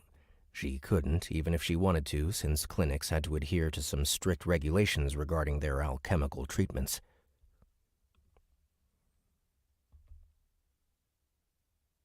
You don't, but I'm going to. That's actually the second thing I wanted to talk to you about. I want to be an alchemist, and I want you to show me the ropes. Really? I mean, I'm flattered you'd ask me, but where did this come from? You know how Fizzy had to learn smithing from the dwarves so she can better practice her artificer job? I figure I might need to do something like that eventually, so I want to get a head start. Also, filling in that recently unlocked job slot would allow Boxxy to absorb any number of corpses without picking up something borderline useless again. Shouldn't you do the same and go for blacksmith, then? Well, no. I plan on taking a different specialization from Fizzy, one that needs alchemical goods more than fine metals. Oh? Which one is that? Is it the one that makes all those mechanical dolls? No, that's Automata. I'm aiming for Flamespitter. Rowanna's eyes suddenly narrowed suspiciously.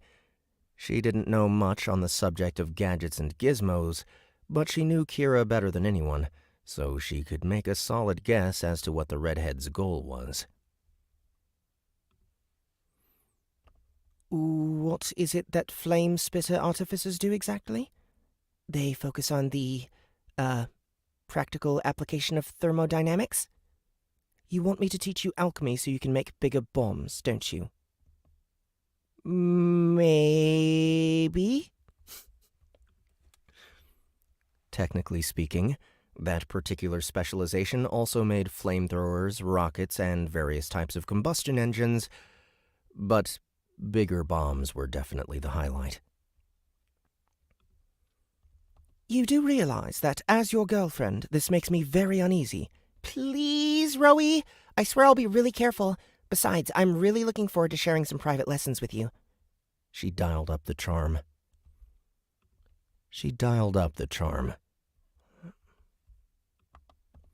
I don't know. Volatile concoctions aren't really my thing. I'll find a proper mentor for the advanced stuff, but I want you to help me with the basics. Those will serve as the foundation for how I handle things in the future, and I wouldn't trust anyone with my future but you, Rowie. The elf momentarily put up a stern front, but both parties knew she could not resist Kira's full-force pleading. Oops. Not only was her personality just as fun and sweet as when they first met, but she was rapidly developing into quite the lovely woman. In the elf's eyes, her lover grew more irresistible with each In the elf's eyes, her lover grew more irresistible with each passing day. How am I supposed to say no to that face? It's so unfair. All right then, just don't come complaining to me when people start calling you Mary Popper again. Yay! Thanks, Rowie, you're the best. Kira hugged her girlfriend and gave her a big wet kiss on the cheek to show her appreciation. Rowanna would have preferred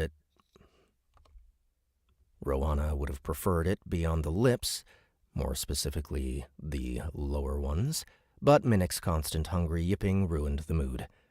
With little other choice, the capital's oddest couple got out of bed and went about their respective morning routines. Around the same time, the interior of a certain indoor training facility under the central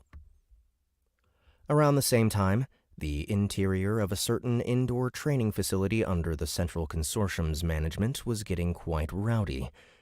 The air was abuzz with anticipation and excitement from the 33 adventurers who had gathered here despite the exceedingly early hour. A group of 5 were unquestionably the noisiest among them, as they found it difficult to lower their voices. Okay, so let's see. Dryad domain. This is another giant chapter. Let's kill that. And then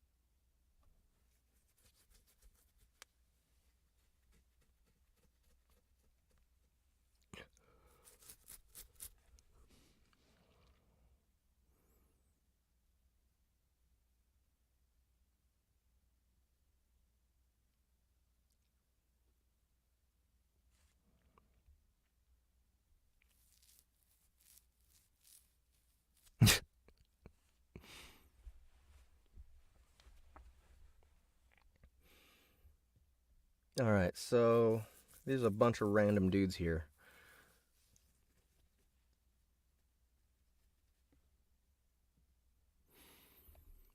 I heard she got captured by the Empire and almost got raped, but she freed herself by picking the lock on her cage with a twig and tearing off the bastard's crotch. That's the sort of ferocity and resourcefulness that gets you out of a jam. We'll have Gary. That's nothing. I ran across her handiwork at New Whitehall. She had left behind 3 Imperial soldiers, all of them struck down by what seemed to be a single power shot. Can you imagine the type of focus and marksmanship it would take to pull off a triple hit in a war zone?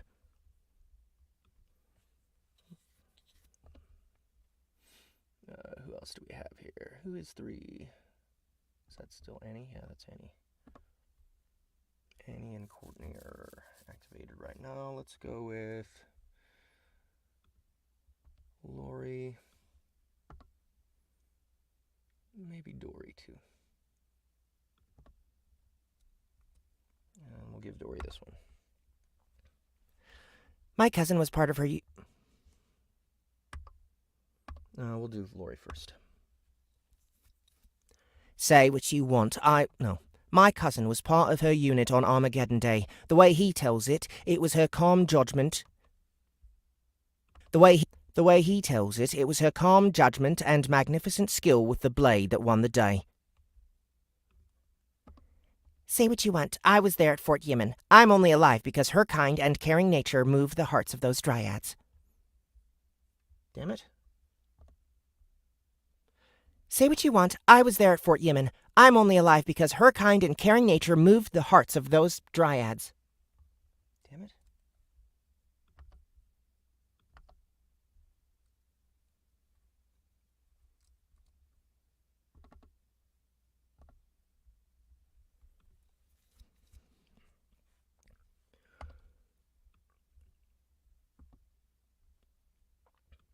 Kind and caring my arse. That place was a massacre that probably gave her nightmares, but she still went through with it because it was necessary.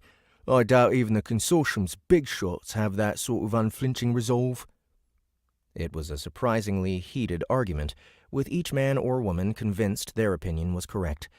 They might have been too green to be called veterans, but these adventurers still had enough experience to not be considered rookies. Their varied convictions and methods had kept them alive thus far, so they were rather insistent theirs was the right way. Their volume gradually grew as their perspectives clashed, which inevitably led to them being overheard. Okay, actually, I want to change this one to... Did I give one to Will already? Give this one to Will. To Gary, I mean.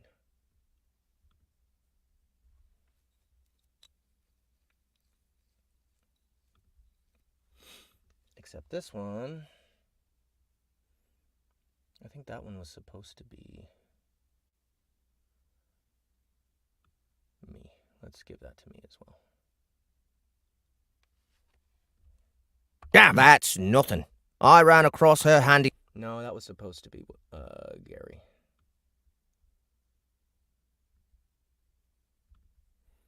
Change that one to Gary, and I'll take this one. Those Kind and dryads. caring my arse. That place was a massacre that probably gave her nightmares, but she still went through with it because it was necessary. I doubt even the consortium's big shots have that sort of unflinching Now we'll give this one to Will.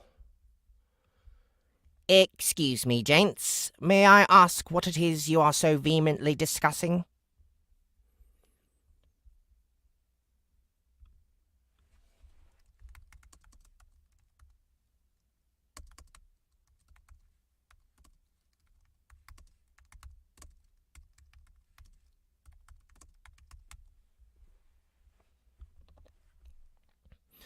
All 5 adventurers groaned at once upon hearing the cocky voice. The elf who had so rudely interrupted their friendly argument was a male in his early 20s. His scalp was hairless and shiny, and his face was so flat it was like he took shovels to the nose for breakfast.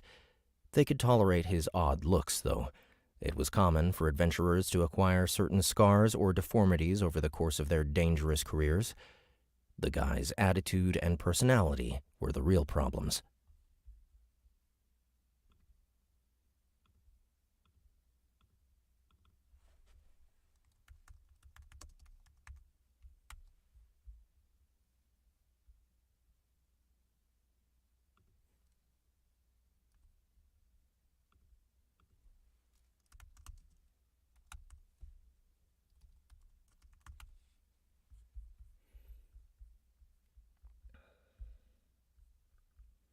And let's just do the groans here.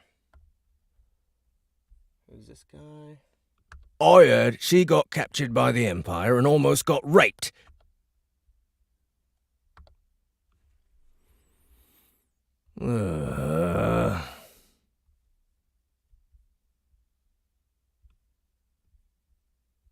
Vehemently discussing. There we go.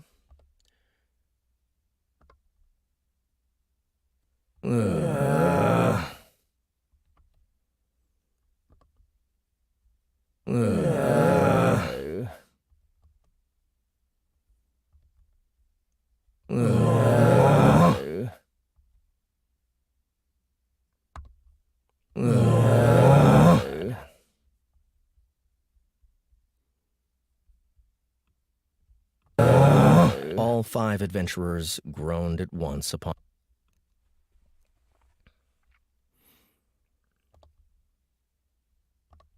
Go away, Jared. This doesn't concern you.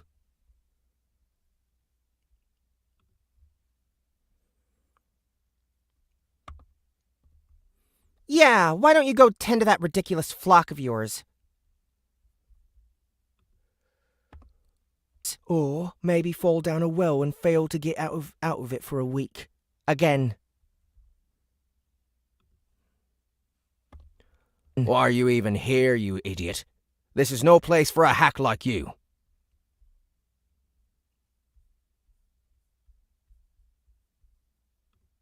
I heard she got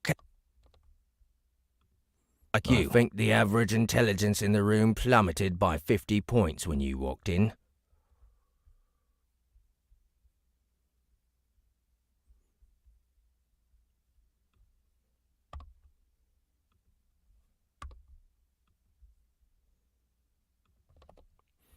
All 5 took turns ridiculing the man, but he brushed their comments away like he didn't even hear them.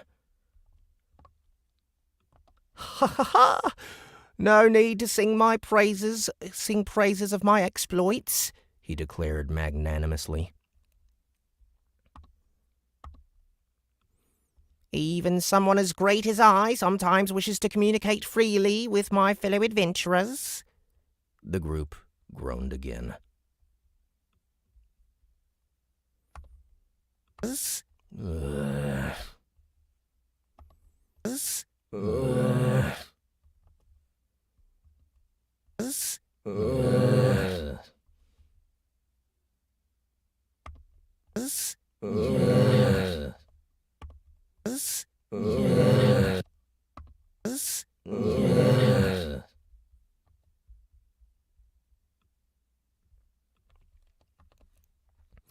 They weren't saying those hurtful things without cause. While the elf called Jared was as famous as he believed, it was because he was the worst adventurer to ever be admitted into a guild. His combat awareness was terrible, and he couldn't aim worth a damn despite being a level 41 ranger. He was also a monster tamer, but the pathetically weak critters he dragged around were so useless they weren't even good as fodder. Worst of all, he was loud, prideful, and borderline delusional.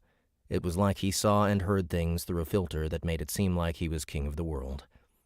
In reality, the only outstanding thing about him was that he was somehow still alive and an adventurer, despite his offensive ineptitude. Come now, enough banter, he insisted. Do tell, what insightful topic was being discussed? I don't know that I want to make him posh necessarily.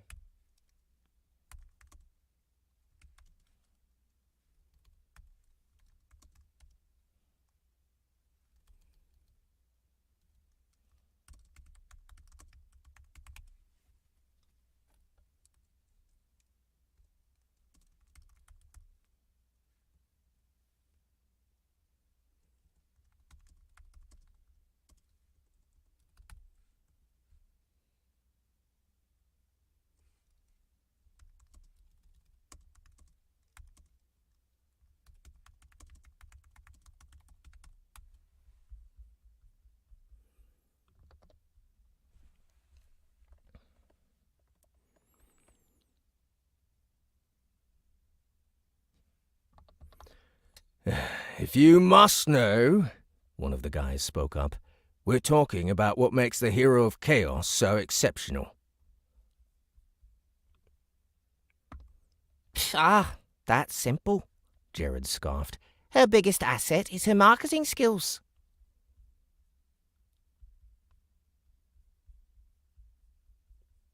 All right, we'll make this one a dwarf.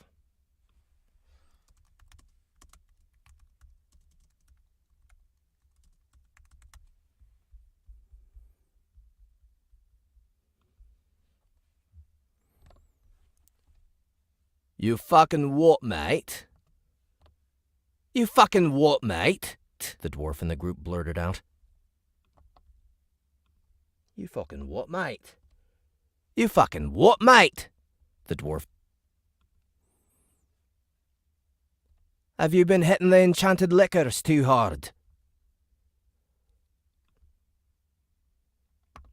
Or not hard enough, the black-haired woman cringed.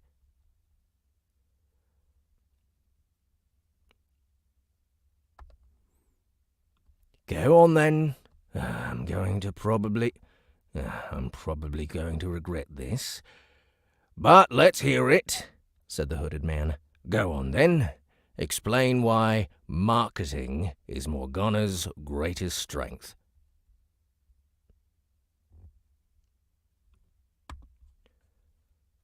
Why, it is simple, my dear Robert. My name's Dale, not Rob. The evidence is right here in front of you. Jared unabashedly talked over him. You all sit in a circle and talk of this person's great exploits, but have you ever actually witnessed any of these deeds take place? No? Of course not, because they never happened. She's just taking credit for the actions of her betters and is nothing but a fraud and a charlatan. The fact that you plebeians think otherwise just shows how good she is at spinning rumours. The 5 adventurers stared at him for a few seconds, processing the confident deluge of nonsense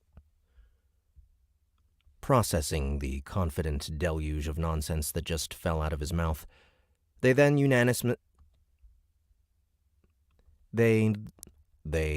unanimously and silently agreed to ignore him and resumed their earlier discussion.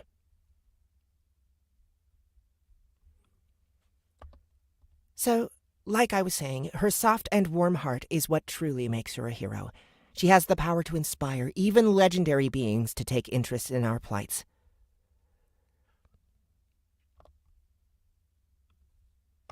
No, you can't always count on some higher power to bail you out. She knows that. That's why she trains herself in both melee and ranged combat. Keeps her options open, you know?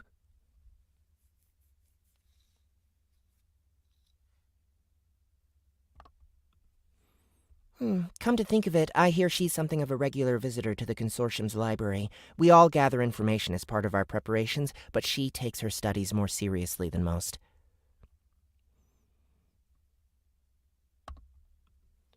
Being flexible and well-informed definitely helps, but reliable companions are important too.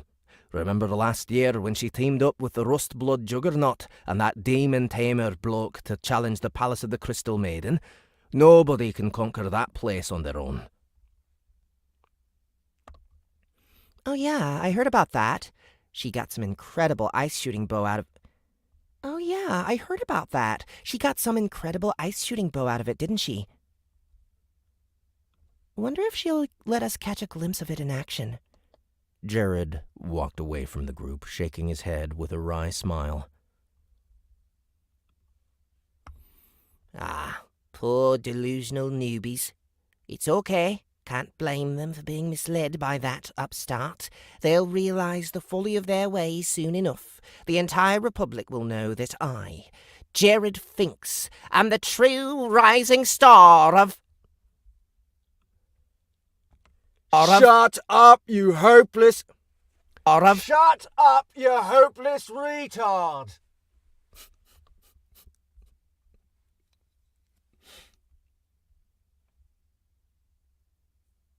Shut up, you hopeless... I think I want Gary to do that one. Shut up! Shut it, you hopeless retard! Shut it, you hopeless retard! The rising star was struck in the side of the head by a brick-sized tome. He picked it up while rubbing his bruised scalp, noting that it was an old handbook on common monsters.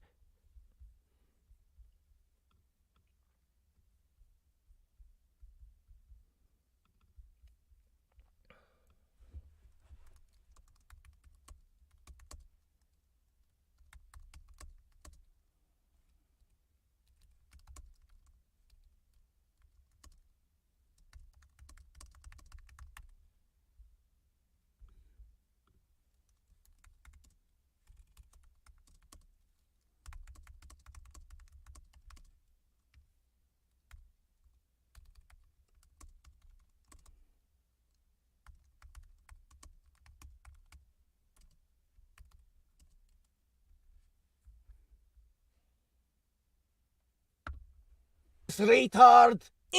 The rising star was struck in the side of the head by a brick-sized tome. He picked it up.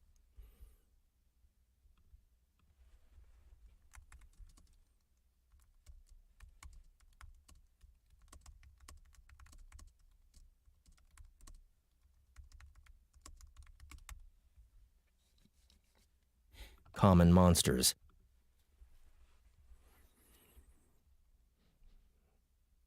Noting that it was an old handbook on common monsters. He smiled widely.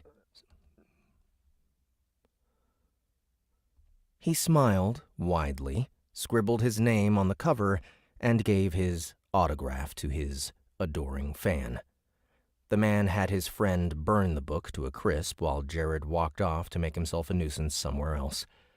The other adventurers paid him even less mind than the group of 5, having seen and heard everything that had just happened.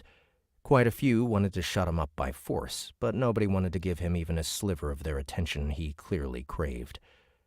About 20 minutes later, a concerned yet lovely face, flanked by an untamed mane of crimson hair, poked through the door.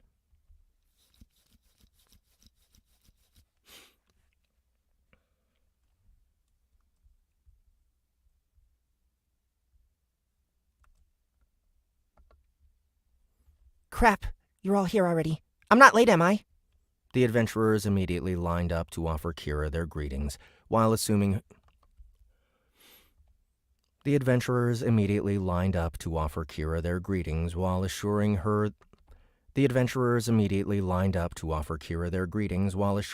that she was right on time and the rest had simply arrived early. Her expression relaxed into relief, then instantly switched to a confident smirk. She clapped her hands to get the attendees' attention and had them line up single file next to the wall. She stood in front of them and formally introduced herself. My name is Kira Morgana, and I will be your instructor for the duration of this advanced scouting course. Though it is my first time teaching, rest assured I will be putting forth my utmost effort, and I expect the same from you. Furthermore, while I'm sure many of you have heard various things about me, I ask that you curb your expectations. Rumors have a way of getting out of hand. I assure you, though I am indeed the acting hero of chaos, I am nowhere near as incredible or as... She paused and winced. Extreme, as you might have been told. Jared sneered. In his head, this was merely an excuse to explain why she was far more mediocre than her web of lies would claim. But he had seen right through this clever ploy. I cannot, for example, breathe fire, she continued while pacing up and down. Nor can I hit a fly from 300 meters away. It is ludicrous to think my claws can slice through flesh and bone like a knife through butter, though they are quite sharp, which your hands and face will find out if you try to rub my butt for luck. On that note, while I will tolerate ridiculous rumors and spicy banter, sexual harassment of any kind will be shown no quarter. The bald elf with the warped perception merely saw this as another smokescreen. The bald elf with the warped perception merely saw this as another smokescreen, while some of the others were visibly disappointed to hear Kira was not as outrageous as they had heard. However, though I'm not as amazing as some of the other instructors here, I am still capable enough for the Central Consortium to deem me worthy of passing on my knowledge. I intend to begin immediately. Unfortunately, Mr. Blizzard won't stop hounding us, so we'll have to make do with indoor training for today. Since this is my first time meeting most of you, I will have you perform a number of basic exercises that will give me a general idea of your abilities.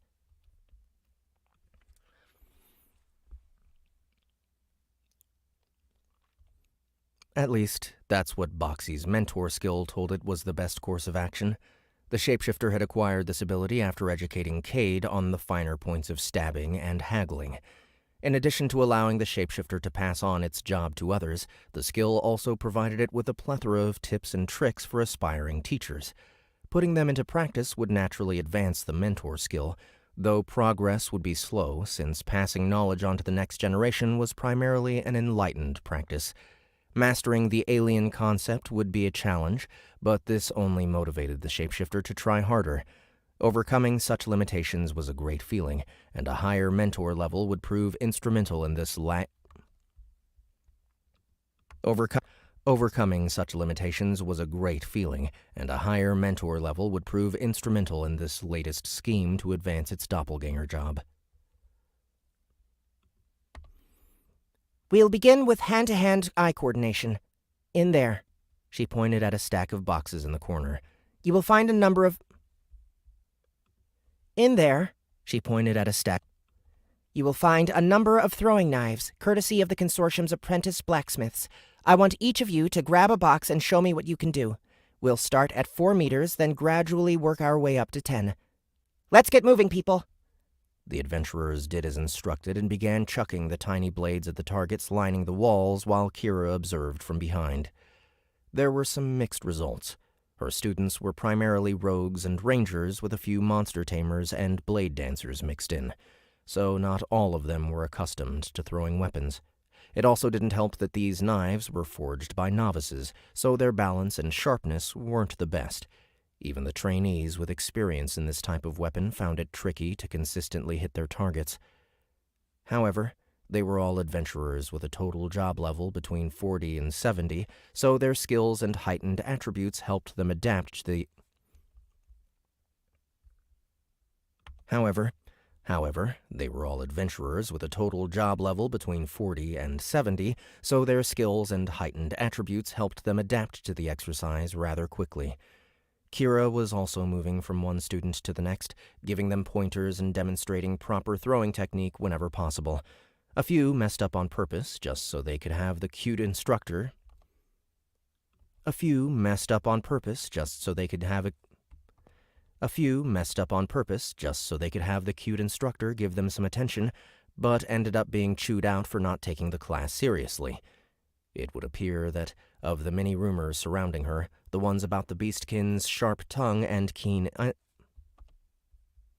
It would appear that, of the many rumors surrounding her, the ones about the beastkin's sharp tongue and keen insight were closer to fact than fiction.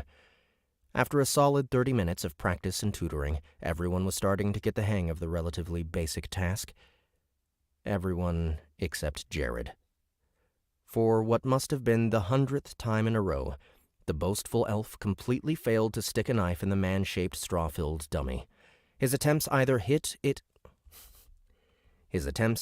hilt first or completely missed. It was almost impressive how royally he was screwing up, despite Kira almost literally holding his hand. The fact she wasn't berating him implied Jared actually sucked that much and wasn't doing it on purpose just to be cheeky. All things considered, the redhead maintained an admirable degree of patience and professionalism, which only served to irritate the guy. Cracks began to form in his rosy demeanor until he decided to put his foot down and show up the hero of chaos with words rather than actions. Ma'am! I don't get it! He protested loudly after missing yet another throw. Hold! Kira commanded with a raise of her arm, putting the entire class on pause. What is it you still don't understand, Mr. Finks? Why are we even bothering with this? I mean, what's the point of throwing knives when over half of us can already use bows?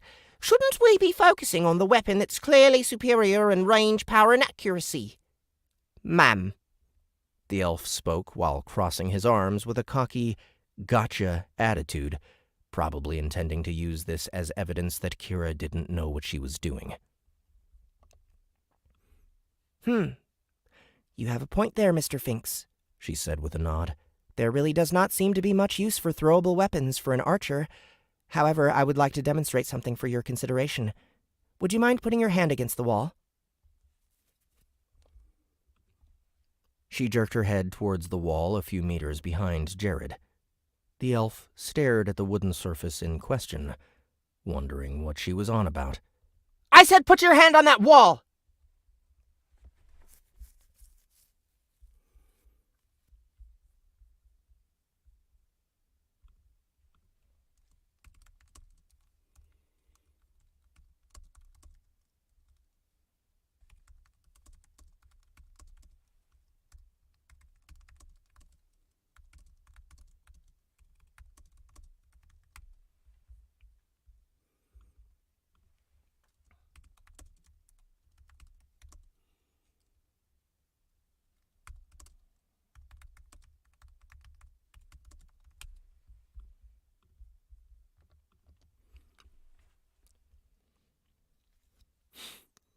Though she used some harsh language to keep the trainees in line, this was the first time the cute yet strict girl had spoken in such a forceful tone.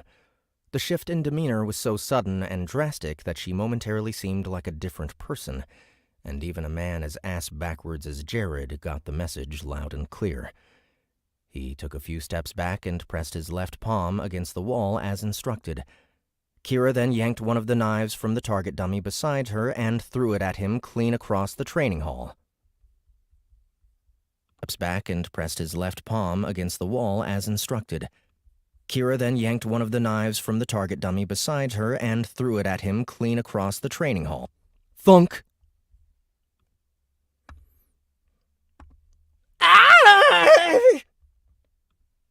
It hit the back of his hand, skewering it in place. Copious amounts of blood flowed from the wound and trickled down the flat surface. The catgirl calmly strode between her stunned students with her arms behind her back, letting the idiotic elf suffer for daring to question her authority and competency as an instructor.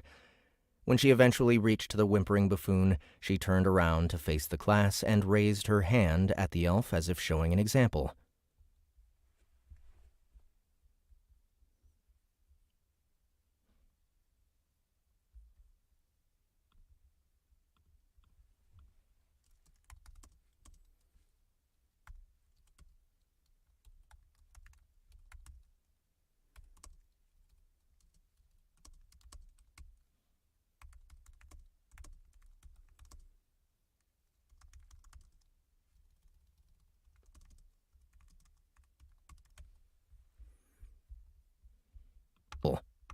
And raised her hand at the elf as if showing an example.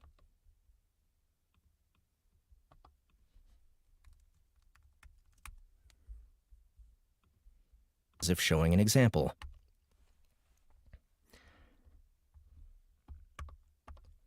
You cannot use a bow if the enemy has disabled your hand. She yanked the knife out of Jared's pinned palm, causing him to drop to the floor with a pained scream. The catgirl turned with a smile and waved towards the robed man that had been sitting silently in the corner this entire time.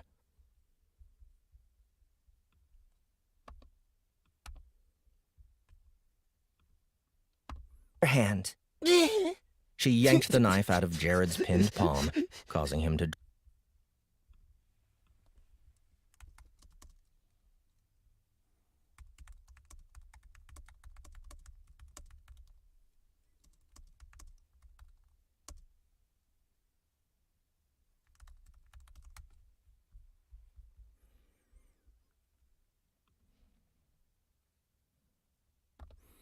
Medic! He was a man that all of Kira's students would get to know over the course of this very special, advanced scouting class. Especially Jared. Nice. Man, what a long chapter. That one was 50, almost an hour long.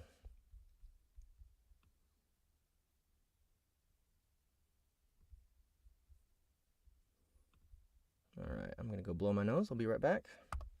Get some coffee.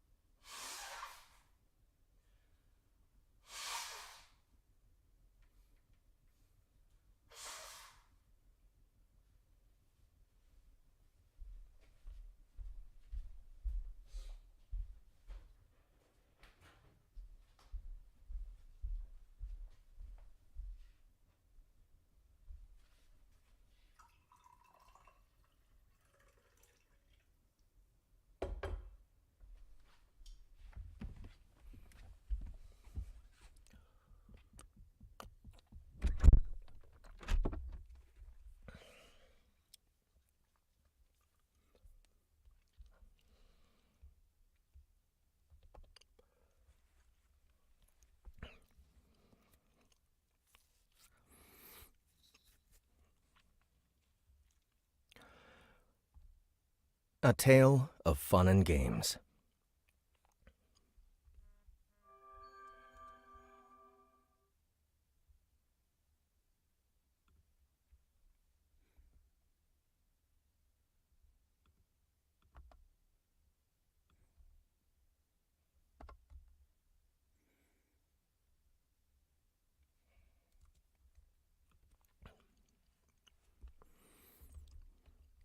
You girls ready for this? Cora asked excitedly. I suppose so. Zira responded. Here's hoping it's not another cold-themed one. Here's hoping it's not another cold. Here's hoping it's not another cold-themed one. Here's hoping it's not another...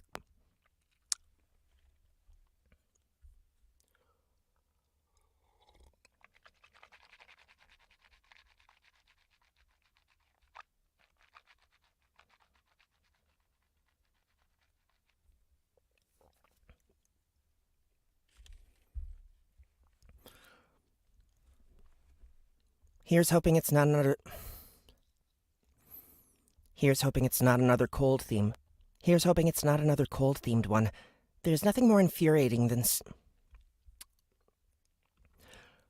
There's nothing more infuriating than snow that refuses to melt. Personally, I'm fine with whatever. Drea chittered. Other than those vacation spots. Damn it.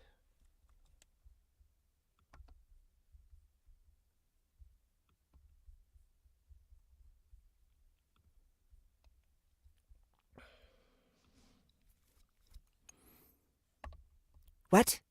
What the fuck? Oh, no wonder.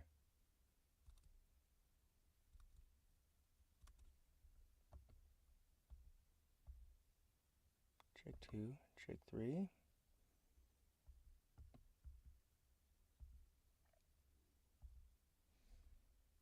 Other than those vacation... Personally, I'm fine with whatever.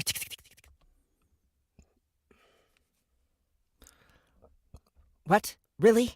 I thought you looked pretty hot in that micro bikini last time.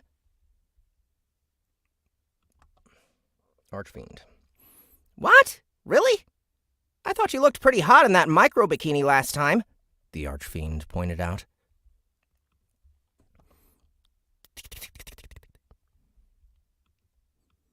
The webstalker may have been hiding herself as per usual, but Cora knew that nervous chitter well enough to determine she was probably blushing from embarrassment. The three were communicating verbally rather than telepathically because their master was currently sleeping. Their banter would surely disturb Boxxy if they were to use the shared mind link, so it forbade them from doing so unless it was an emergency, forcing the trio to use a far more mundane method of trading thoughts.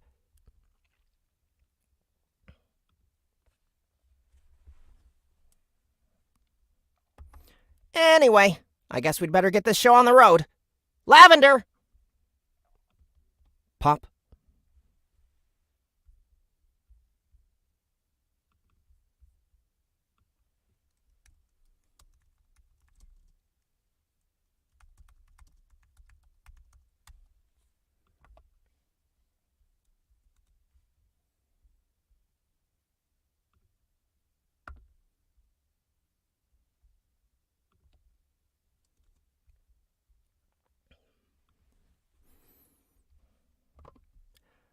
What's up, Arms Boss?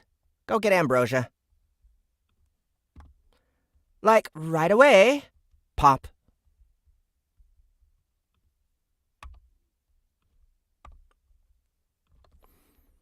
The Alrana disappeared in the same abrupt manner that she had arrived. It was almost scary. It was almost scary how quick she had become at operating the Nexus Access feature to move her flower all over the dungeon. She didn't necessarily need to do that, though. The Dryad had used a skill called Bestow Locomotion to alter Lavender's floral biology so that she could walk around on her own. The Dryad had used a skill called Bestow Locomotion to alter Lavender's floral biology so that she could walk around on her own two legs rather than being anchored to her honeypot of a blossom. However, much like how Boxxy spent its free time as a spider-legged chest, the Alrana also had a preferred way of doing things. One of those was her promptness regarding any dungeon master duties given to her, including fetching the landlady. Ambrosia rose out of the bark-covered ground in front of the demonic trio the same way she always did. She was currently in the middle of enjoying her second spring season with Lavender by her side, so her vine-like hair was covered in beautiful pink flowers to reflect her tree's canopy. The rest of her was still as green and voluptuous as ever, except that her bust had grown slightly perkier.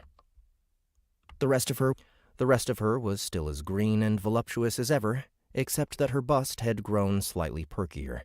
Her face was not all that pleased, however, and Cora had a pretty good idea why. Fetching the landlady. Ambrosia rose out of the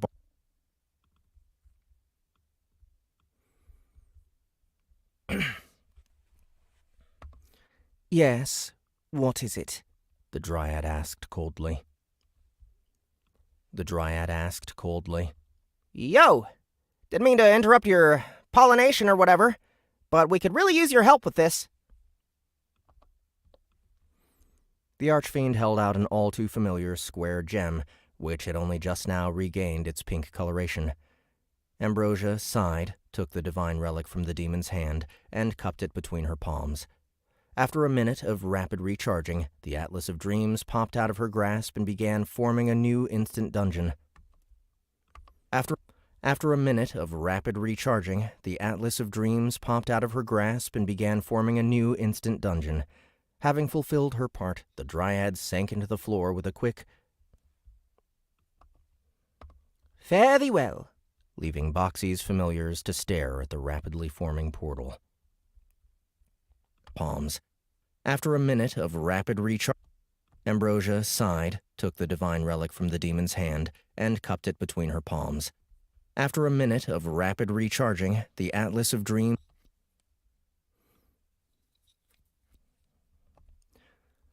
Though it didn't come with an instruction manual, copious amounts of experimentation had allowed the shapeshifter, and by extension, its minions, to grasp this divine item's limits.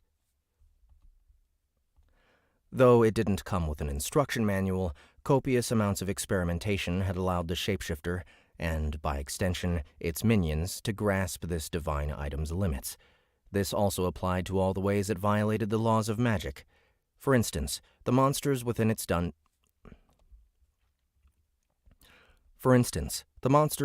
instant dungeons awarded combat XP when defeated, despite being conjured purely from mana.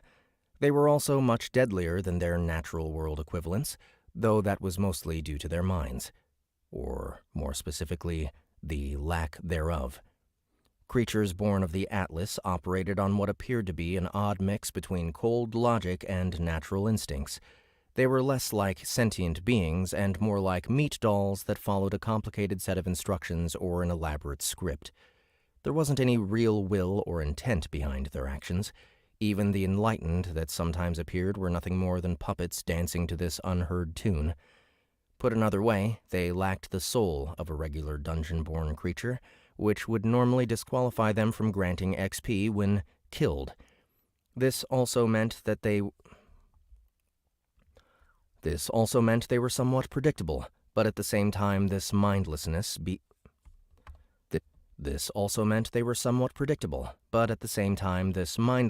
made them ruthless and efficient. It was the ideal example of how well a body could perform without any sort of thought or consciousness holding it back or distracting it. However, this meant the creatures would die immediately if brought out of the instant dungeon. This led to the second way the Atlas of Dreams broke common sense. Anything it created could be taken out into the real world, at which point it would become permanent despite being created from nothing. With some restrictions, of course. The object in question had to be small enough to fit through the portal, and there was a limit to how much mass could be taken out of it. The object in question had to be small enough to fit through the portal, and there was a limit to how much mass could be taken out of it. The instant dungeon's lifetime would be diminished each time something it created was brought out, either by carrying it through the portal. The instant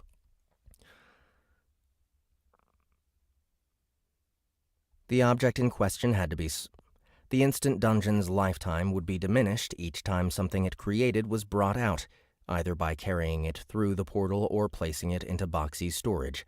Some trial and error revealed the amount of time the pocket dimension remained stable would be reduced by 3 minutes for every 5 kilograms of mass removed. So, given its maximum duration of 1 hour, one could take out at most 100 kilograms of material from a single activation. Once its time was up, the instant dungeon would begin to collapse over a period of 3 minutes. Any attempt to take further items out would be met with failure, as the matter would just disintegrate. Any attempts to take further items out would be met with failure, as the matter would just disintegrate upon passing through the pink entrance portal. Once the dungeon completely collapsed, any foreign matter inside, such as living things and equipment, would be ejected. The Atlas of Dreams would go gray for a little over 5 days and would only regain its pink luster when it was ready to be used once more. This was precisely what Cora, Drea, and Zira were up to. Boxxy rarely had the need or desire to challenge those instant dungeons, so it mostly let these three use them to run wild and blow off steam. Especially the Archfiend, as she didn't get as many chances to stretch her body as the stealthy webstalker or the shapeshifting djinn. Cora was naturally the most eager to begin smashing things, so she leapt through the pink portal the instant it stabilized.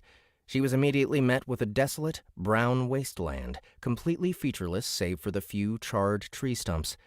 A thick layer of smoke and clouds blanketed the sky, blocking any semblance of direct sunlight. It was by no means quiet, as a deluge of rumbling and clanking was descending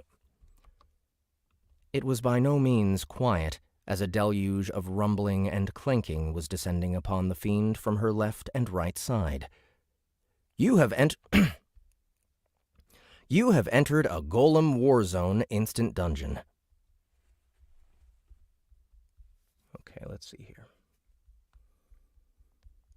So, Dryad Domain is where we want to start the ambience.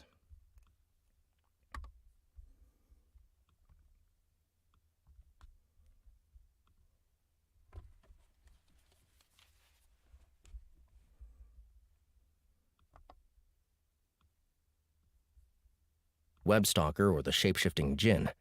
Cora was naturally the most eager to begin smashing things, so she leapt through the pink portal the instant it stabilized.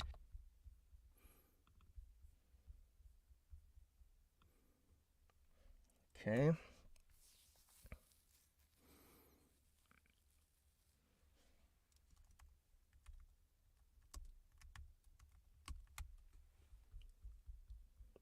Brown wasteland, completely featureless save for the few charred tree stumps.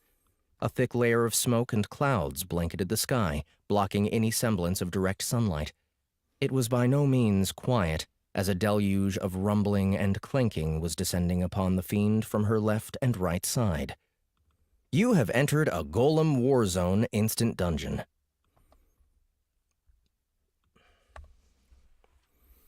Oh, good. Should be fun.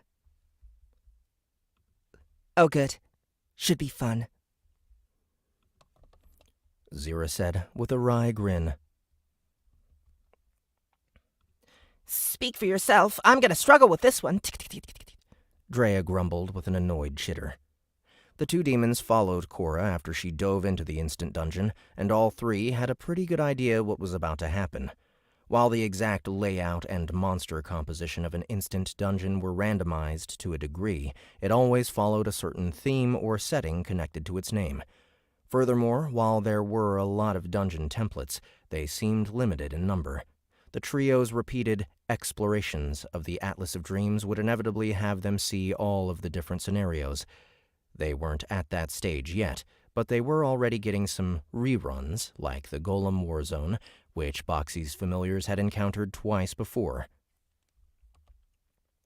They weren't at that stage yet, but they were already getting some reruns, like the Golem War Zone, which Boxxy's familiars had encountered twice before.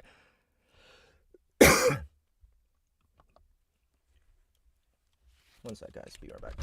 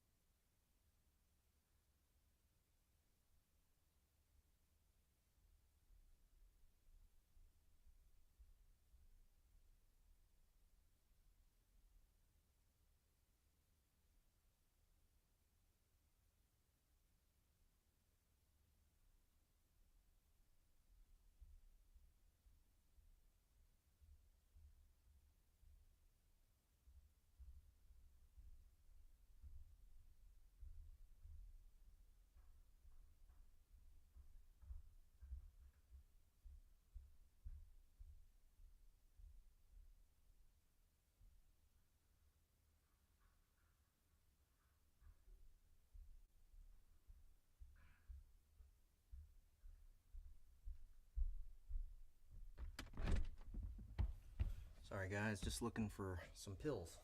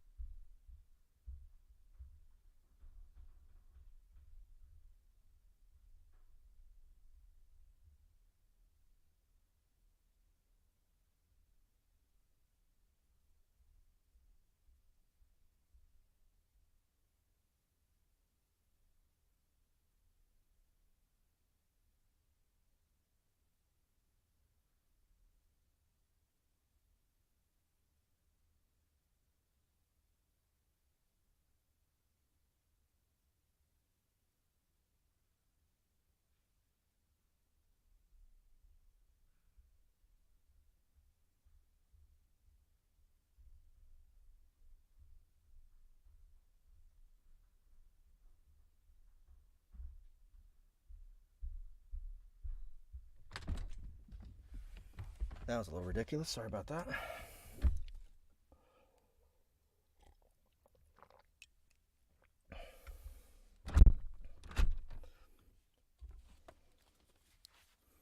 Boxxy's familiars had encountered twice before. Twice before. Alright, where's that?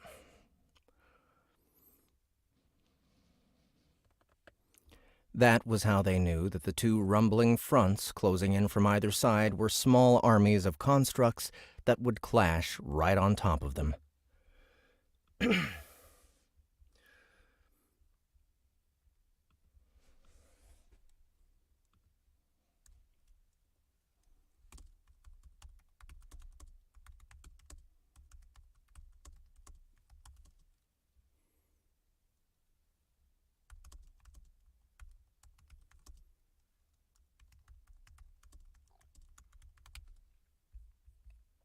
Right on top of them.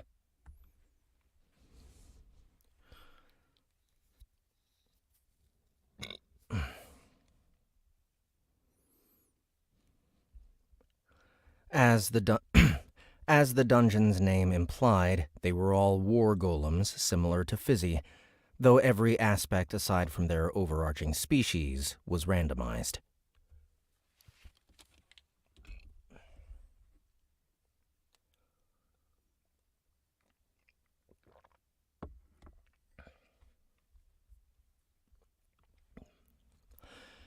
In this instance, one side was made up of forge golems that spewed out flames, while the other were turbine golems infused with the elemental properties of wind. Both were wide, bulky, heavy, about 2 meters tall, and predominantly humanoid in shape, though none seemed to be made out of a precious metal like Boxxy's trophy wife. In fact, shiny things were exceedingly rare in these instant dungeons, which was why the shapeshifter didn't have much interest in them. Nevertheless, even if they were somewhat mundane, the metals covering these two armies still made them far sturdier than any meatbag hoped to be. The charging constructs didn't even wait to get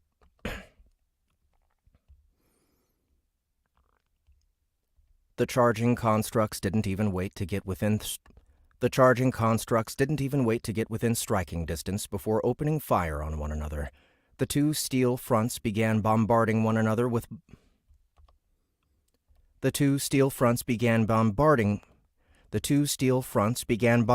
one another with built-in weaponry and innate magical abilities the instant the distance between them shrank to about 40 meters.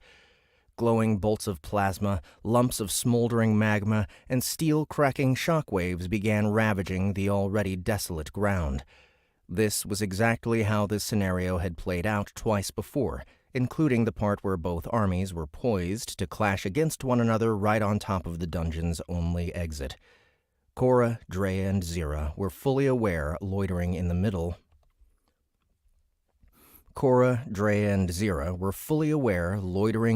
was a really bad idea and dispersed well before the volley began. The Archfiend leaped towards the Forge Golem ranks. The red-hot constructs fired on the approaching threat with their hand cannons, hitting her armored guard a total of 4 times before she crash-landed into their front line.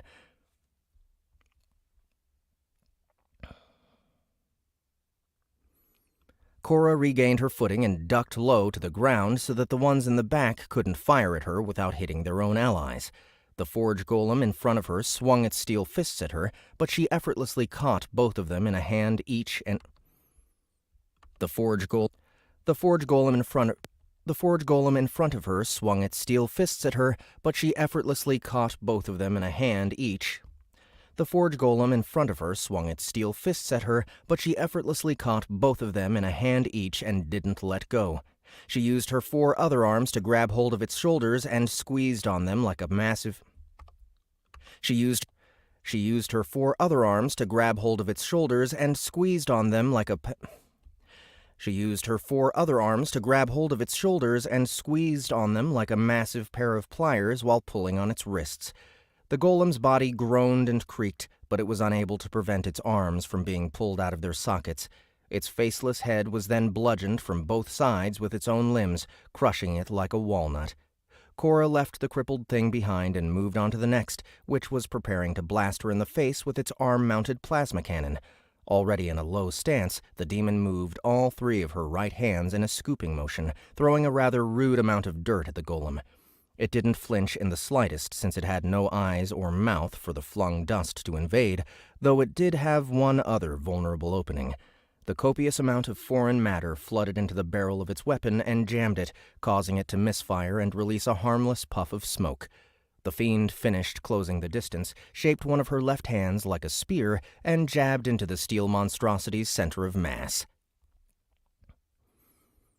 Alright, so we got an action scene happening here. Let's see where it starts. The 2 demons followed Cora after she dove into the instant dungeon, and all 3 had a pretty good idea what was about to happen. While the exact layout and monster composition...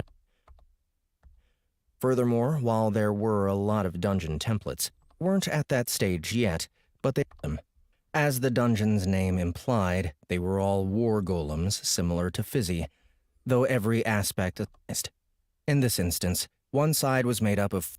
The charging constructs didn't even wait to get within striking distance before opening fire, nonetheless, even if they were somewhat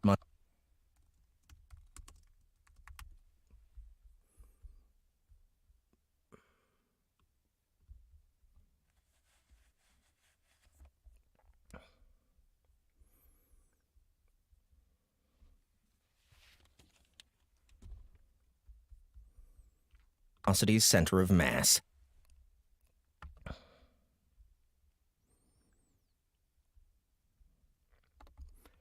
Heatseeker strike! Heatseeker strike! Heartseeker strike! The armored, claw-like fingertips pierced its outer shell, though they failed to do much to the underlying layer of metal.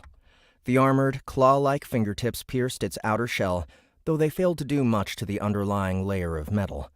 At least, until Cora used the other 2 arms on that side to strike the first one's elbow, driving her fingers further inside as a hammer would a nail until she was elbow-deep in its mechanical guts. She pushed the golem off with her right set of arms, ripping its core from its torso and crushing the spherical part within her grasp as if it were a hard-boiled egg. Needless to say, the forge golem did not survive having its heart removed. But Cora wasn't done just yet. She grabbed the lifeless steel shell, lifting it up by the hole in its chest with the intent to use it as a shield while making her way over to her next victim. 2 down, 98 to go. On the turbine golem side, Zira was also doing her best to thin out their numbers. Scorching ray! Scorching ray! The bright yellow beam of concentrated heat energy struck one of the wind-imbued constructs from above, rapidly melting it on the spot. It tried to counter by using heat exchange to drastically lower its temperature, but the djinn's magic proved too much for its steel frame and reduced it to a pile of molten scrap.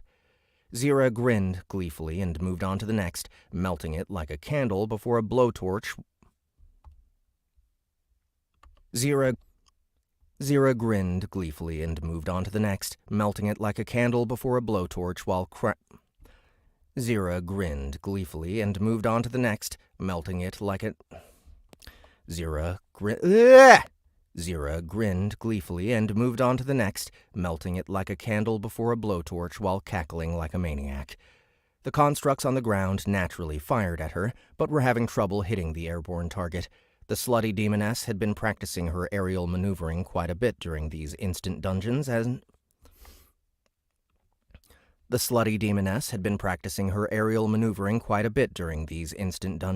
was displaying a competent degree of evasive movement despite the lack of a supporting skill. The illusory copies of herself she was leaving over the place were a good smokescreen. Probably all over the place is what it should say. The illusory copies of herself she was leaving all over the place were a good smokescreen, making it difficult for the ground-based troops to target the real one. Her pyrotechnics display did not last as long as she had wished, as one of the steel turbine golems rocketed towards her. This individual had a much sleeker frame than most other war golems, and was using the air jets on its back and legs to rapidly gain altitude. It flew right at the djinn, though it failed to hit her since she dissolved into mist at the last moment. Its thrusters turned off so they could recharge, allowing gravity to pull the construct back down to the ground. The turbine golem wasn't going to go down that easily, of course. It activated its vacuum field skill and sucked the vaporized Zira towards it, forcing the demoness to reform her physical body.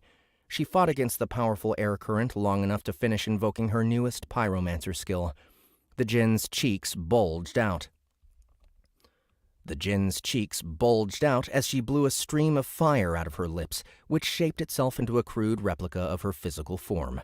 The combustible body double wouldn't confuse anyone as to which Zira was the real one, but that was hardly its intended purpose. The freshly created flame effigy darted towards the falling golem like a large-breasted torch, colliding with it head-on and exploding into a plume of yellow flames. The golem slammed into the ground like a miniature meteorite, and the djinn exploded it with a quick fireball to make sure it stayed down. Blast wave! Blast wave! She unleashed a wave of flames in every direction, knocking the 2 additional playmates she had attracted off course. She dealt with them in a similar fashion as the first that tried to tackle her out of the sky. Compared to Cora, She dealt with them in a similar fashion as the first that tried to tackle her out of the sky. Compared to Cora, who was only just now dismantling her 4th forge golem, Zira was clearly pulling ahead in the kill count. It was hardly surprising, since long-range magic was the most effective method to take down a golem.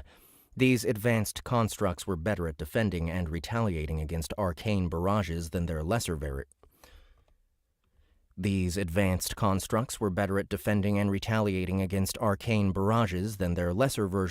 but it was still a weakness that they could not fully overcome. The djinn had also had quite a few spars against Fizzy. Though she never won, that was mostly because the ex-gnome was a paladin that could heal herself on the move. She was an extremely unfair existence that made Zira glad the dynamo golem was on her beloved master's side. These wild war golems, though, they were far easier to eliminate compared to that ex-gnome, though only if Zira focused her attention on decimating them one by one. She could hit 10 or more with a single wide spell, but that would make all of them target her instead of the opposing forge golem force. While Cora and Zira competed for kills, Drea was somewhat struggling to do her. While Cora and Zira competed for kills, Drea was somewhat struggling to do her part. She didn't have the fiend's ridiculous strength or the djinn's potent magic. Her main assets were an array of sharp blades meant for rending flesh and bone, not living steel armor. Though she wasn't useless. In fact, she had already finished off 5 war golems that were weakened from fighting other constructs. Her current self was strong enough to rip right through their plating and gouge out their cores, especially if she managed to pull off an assassination. The problem? Her back-mounted scythes were not intended for this sort of abuse. All 6 were either broken or heavily dulled from cleaving through so much solid metal, leaving her with just her webs and the claws on her hands and feet.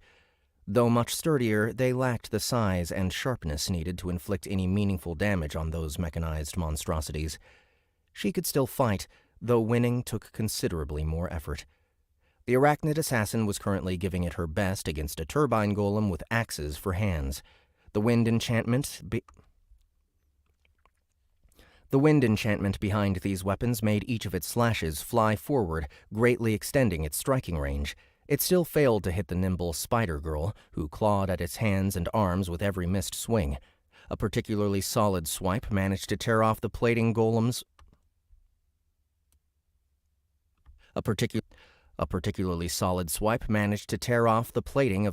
right wrist, and a follow-up strike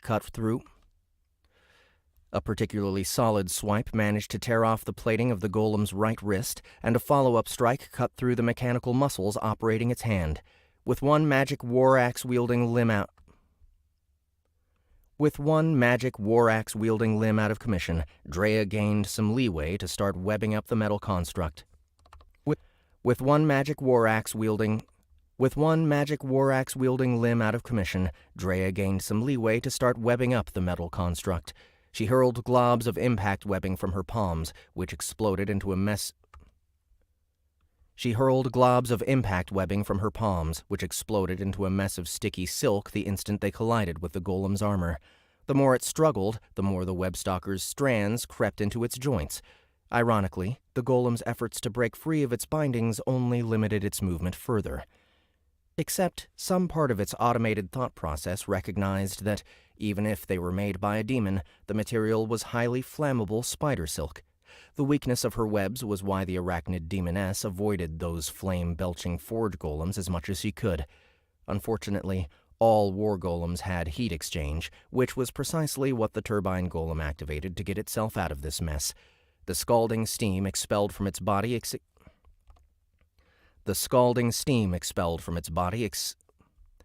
scalding steam expelled from its body succeeded in melting away its bindings and restoring its full range of movement. However, this cloud of hot air also made it lose track of its target. The mindless monster looked around and abruptly gave up on scouring the area for the invader, instead choosing to focus on its pre-programmed enemy. This allowed Drea to sneak up behind it and pull off a successful assassination, ripping off a huge part of its back. With the outer armor stripped away, her magic sight was able to pinpoint the golem's core. It was always somewhere in the heavily armored chest region, but its exact location varied. She wrapped the exposed golem up in webs all over again. With its heat exchange unusable for the next several minutes and lacking the power to break through her magic string with pure force, it could do nothing to stop her from immobilizing it. The construct was equally helpless to stop Drea from ripping out its most precious part shortly after. The three demons continued gradually thinning out the numbers on both sides, but the tide of battle was massively swinging in the turbine's favor. They had the upper hand in terms of magical combat, as their innate control over air currents allowed them to blow out or disperse their opponent's fire-based skills. It didn't help that Cora was inflicting a lot more damage on her side than Zira, even though the Djinn technically had more kills. Drea noticed the equilibrium was about to break, but she couldn't do anything to balance out the casualties at the moment. This wasn't good. If the turbine side overwhelmed the forge golems, then the demons wouldn't This wasn't good. If the turbine side overwhelmed the forge golems, then the demons would If the turbine side overwhelmed the forge golems, then the demons would suddenly find themselves the focus of too many constructs to handle at once. The worst part was that, due to the no think-talking rule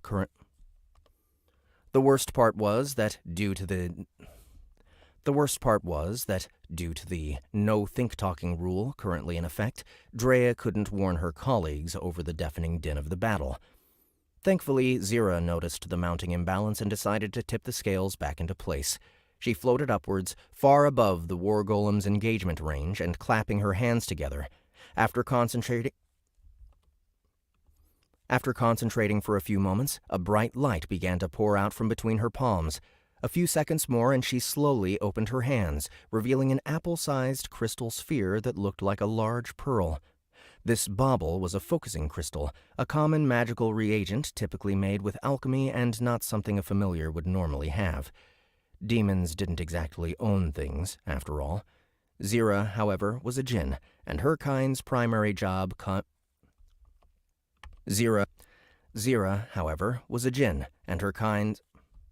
Zira, however, was a djinn, and her kind's primary job came with the conjure catalyst. Zira, however, was a djinn, and her kind's primary job came with the conjure catalyst skill, which did exactly what its name suggested. Though the items created through this ability would disappear in minutes, they were more than enough to satisfy the mandatory material requirements of certain spells and skills.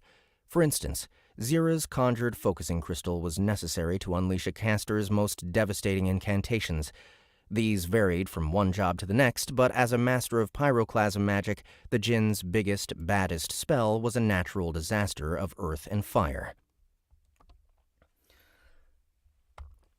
Volcano! The ground beneath the steel turbine golems began to shake, rumble, and quake. The beaten soil exploded with a geyser of lava, raining down in huge globs that covered a radius of 20 meters. Metal constructs caught in the initial burst were killed or crippled instantly. Those trapped underneath Zira's hot, sticky stuff could do little as their metallic joints melted and warped to the point of being unusable.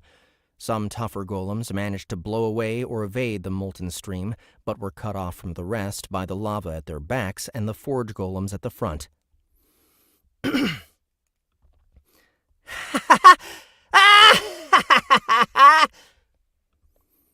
The cause of this devastation laughed gleefully at the sight. It was only during these instant dungeons that Zira could cut loose with the volcano spell, and she was not one to pass up an opportunity to have a bit of fun. Her teammates were far less enthusiastic, mostly because they were within its considerable area of effect. Thankfully, Drea had noticed the djinn performing the long-winded chant and fled the area well ahead of time. Cora, however, was not as attentive. Ah, Jerome, damn it! The Archfiend shouted. I told you to warn us when you're pulling that shit! Though she was able to avoid the worst of that volcano, she had to use a forge golem's lifeless body to shield herself. Even then, the splash of the lava that landed around her still melted bits of her boots and thighs. One could argue it was her own fault for being too caught up in her berserker's rage to notice the sky was on fire and falling towards her, but the djinn was ultimately to blame for not being mindful of her allies. The same allies that she continued to ignore while gleefully dropping a meteor elsewhere. Cora did not appreciate being so blatantly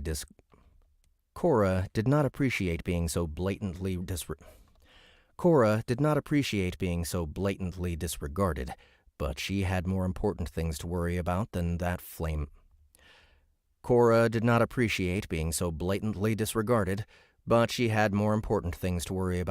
Flame-happy titty monster. Like the pissed-off forge golem that blasted a hole through one of her arms while she was busy defending against her co-contractor's magic. The volcano was already subsiding, allowing her to tackle the steel bastard to the ground and ram its own shiny metal ass down its throat. The Archfiend stood over the mangled pile of junk and took stock of her injuries. Taking a certain amount of damage was good, since it activated a bunch of her berserker skills, but she was now missing most of a limb and was far too close to expiring for comfort. So she disengaged from the forge golems and retreated through the portal that was the only way in or out of the instant dungeon. All right. That was a very long action scene.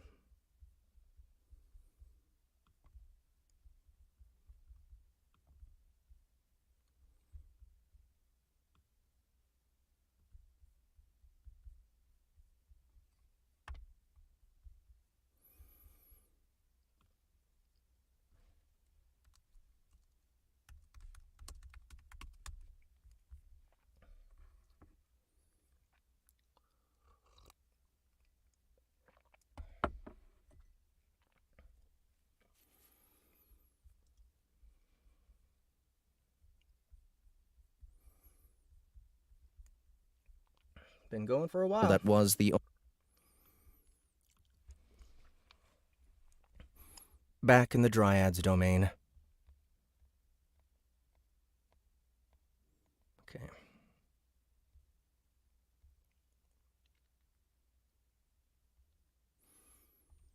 Back in the Dryad's domain, she dragged her burnt, broken body over to a relatively small pool of Ambrosia's waters of life that the Dryad kept full at all times.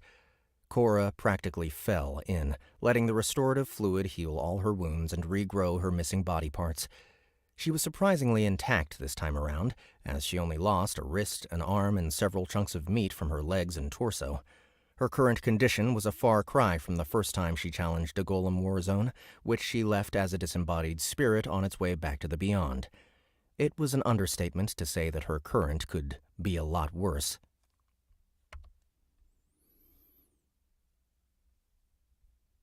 It was an understatement to say that her current could-be-a-lot-worse condition was a marked improvement from a year ago.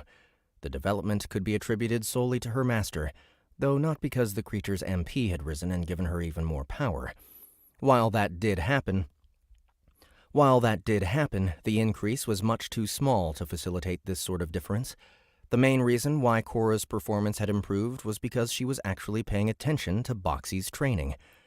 One would think an archfiend would have very little to learn from a monster hundreds of times younger, but Cora was a special case. She was actually quite young for a demon, and Boxxy was her only third contract. She was actually quite young for a demon, and Boxxy was only her third contract. Her first master was a crime boss of some kind that mostly had her act as a bodyguard and deterrent, but she didn't see too much action. Her second summoner mainly used her to transport heavy cargo and move furniture around the house, so she received even less combat practice. She would have backed out of that contract early if he wasn't an old fart that passed away 5 or 6 years later from natural causes. Well, as natural as a mace to the face could be. Point being, she had less fighting experience than Boxxy when it first contracted her, and that gap had only widened since. She had been able to cover up for that fault with overwhelming strength, but her confrontation against the Gilded Hand proved she had no idea how to effectively use her She had been able to cover up for that fault with overwhelming strength, but her confrontation against the Gilded Hand proved she had no idea how to effectively use her borrowed power. She had been able to cover up for that fault with overwhelming strength, but her confrontation against the Gilded Hand proved she had no idea how to effectively use her borrowed power. In short, Cora was a textbook example of the demerits of power leveling. Thankfully, her shape-shifting master had been greatly improving its ability to educate others during its day job as a scout instructor. While it originally intended to use that as a source of doppelganger levels, being able to more efficiently train the most brain-dead of its minions was an unexpectedly tasty byproduct. While it originally intended to use that as a source of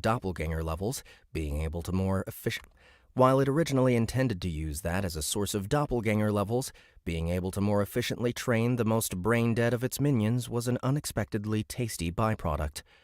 It mercilessly drilled Cora by using an imitation of her own 6-armed form to spar with her to show her all the ways she was doing it wrong. Boxxy lacked the ridiculous base strength of an archfiend, her outrageous strength attribute.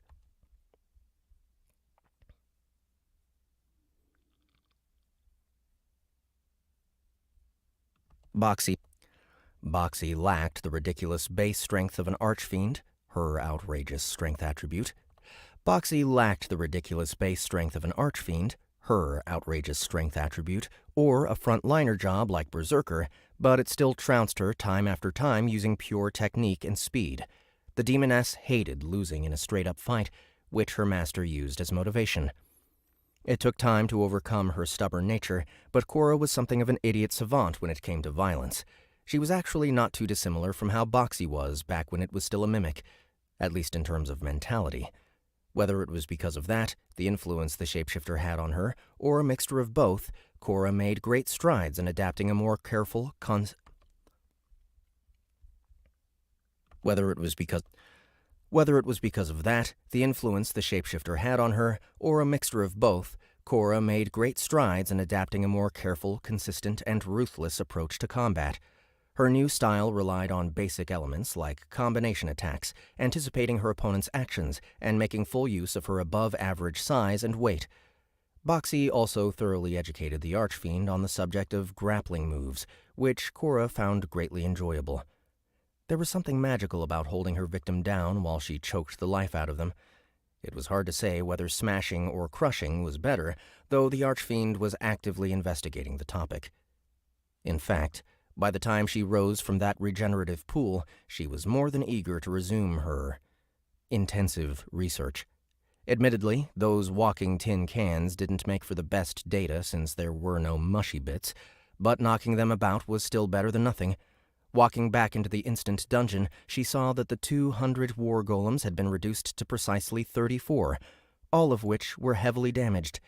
Letting out a vicious war cry, Cora joined Zira and Drea in systematically wiping out the stragglers, each female fatale employing her own preferred methods of murder. After a few more...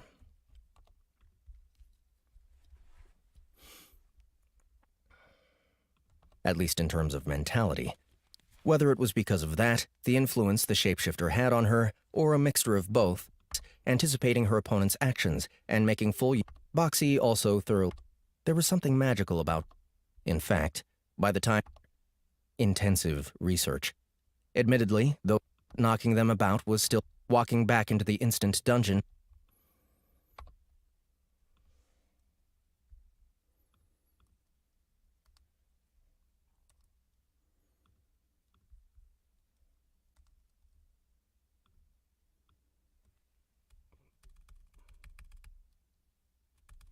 Damn it.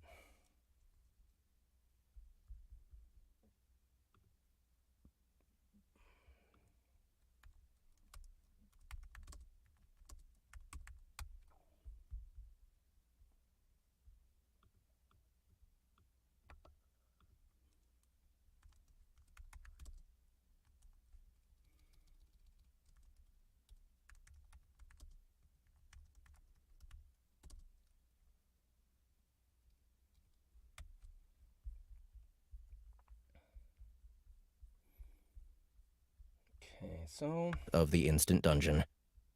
Back in the Dryad's domain, she dragged her burnt, broken body over to a relatively small pool of Ambrosia's waters of life that the Dryad kept full at all times. Cora practically fell in, letting the restorative fluid heal all her wounds and regrow her missing body parts. She was surprisingly intact this time around, as she only lost a wrist, an arm, and several chunks of meat from her legs and torso. Okay. Cora practically fell in, letting the restorative fluid heal all her wounds and regrow her missing body parts. She was surprisingly intact this time around, as she only lost a wrist, an arm, and several chunks of meat from her legs and torso. Idiot savant when it came to violence. She was actually not too dissimilar from how Boxxy was back when it was still a mimic, at least in terms of mentality. Whether it was because of that, the influence...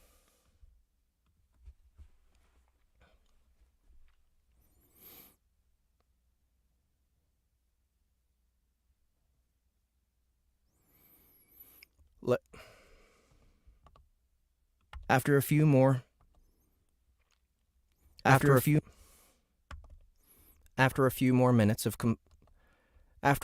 minutes of competitive face-smashing, flame-throwing, and back-clawing, the final war golem fell as the web-stalker pierced its golem core while Cora held it in place. The three demons did not relax, though. This was their third time in a golem war zone, so they knew full well what was coming next. They waited on edge for about half a minute before it finally happened.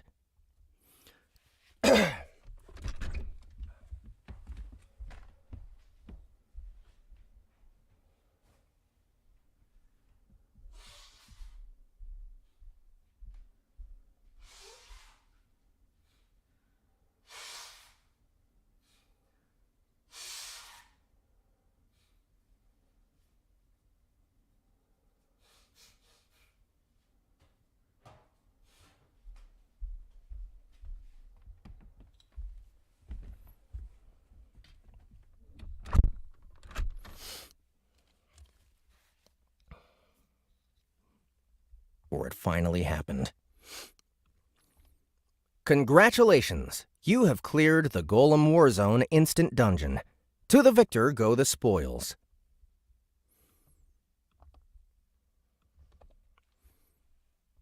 Except it wasn't quite what they were expecting. What? I think we... won? Zira said, in a confused manner. Cora blurted out.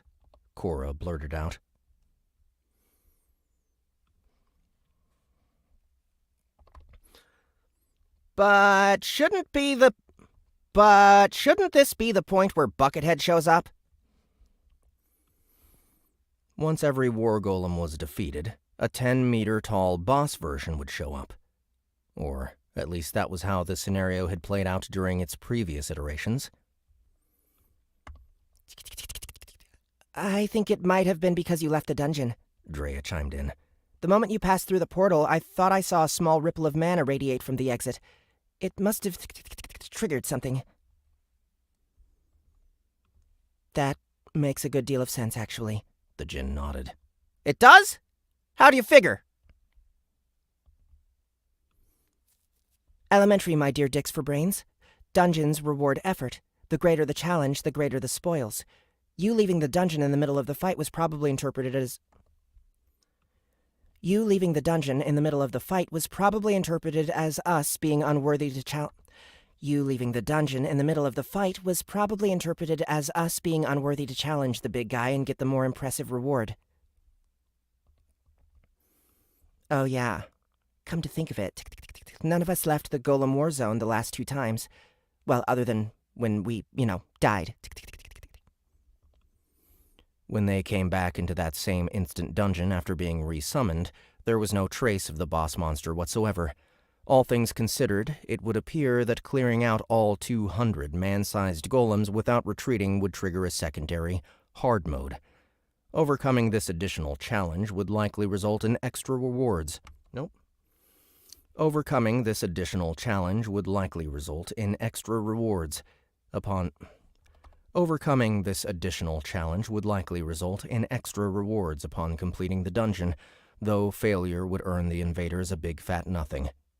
On the upside, clearing the unintentional easy mode came with a consolation prize, evidenced by the metallic treasure chest that appeared not too far from the trio.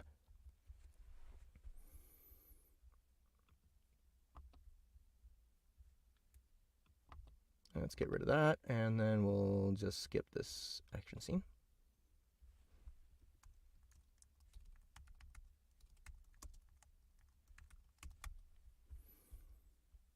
Treasure chest that appeared not too far from the trio. Just another piece of information for the master, I suppose, Zira said thoughtfully. Dibs on telling it, by the way. She was clearly hoping to score points with Boxxy. In order to earn its full-bodied attention. No fair. I was the one who told you about the thing. The world isn't fair. Dearie. Drea obviously had some other complaints that were immediately rejected by Zira, but Cora didn't really care about that petty dispute. Sure, she respected her master's capacity for violence and destruction, but, unlike those two, she didn't want to do any kinky stuff with it. She was far more curious what sort of consolation prize the dungeon had given them, so she went over to the metal chest while the other two bickered. When the Archfiend got closer, she realized this was no mere steel container. Its surface was covered in some sort of machine-like decoration.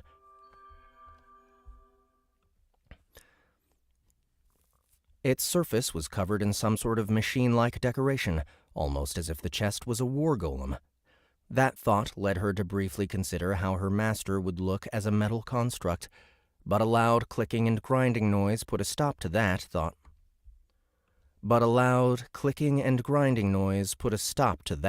Almost immediately. She looked down at the clockwork box just in time to see its lids spring open with a crisp bell ring.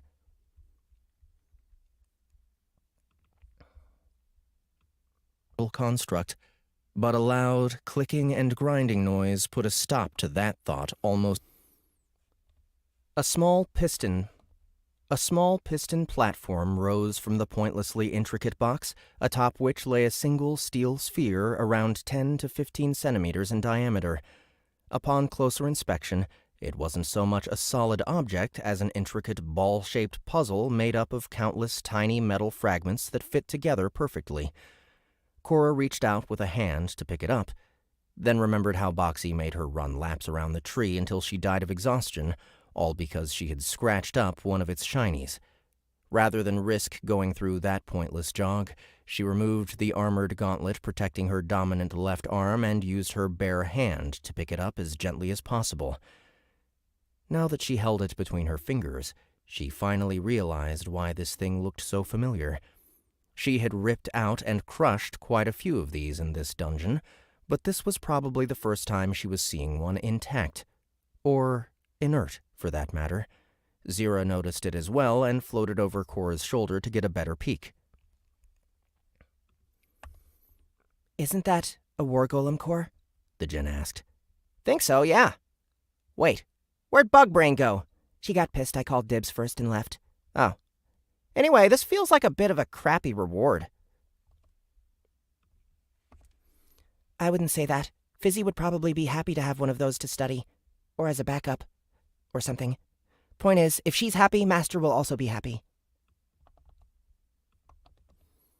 Keeping Boxxy happy was something all of them wanted, since it was a good way of reducing the likelihood it would take away their privileges, like Drea gorging herself on Ambrosia's fruit.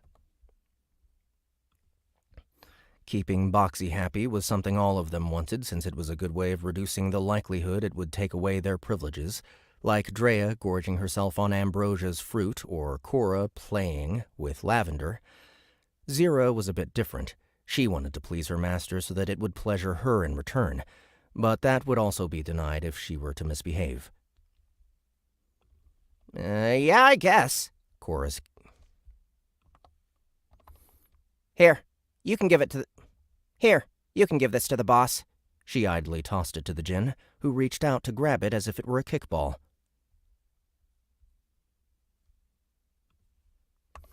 With great pleasure.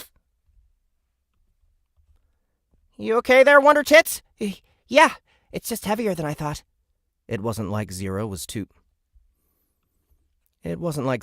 feeble to carry the thing around, but that much mass packed in such a tiny container caught her off guard. Yeah, there's a good 20 kilos in there. Means we got another 25 before the dungeon goes poof. We do? Well, yeah, it's been a little over half an hour, so given the time-to-weight ratio, we can take at least 45 kilograms worth of stuff out. Wow. What's with that shocked look? It's just that... Since when can you do math? Thwack!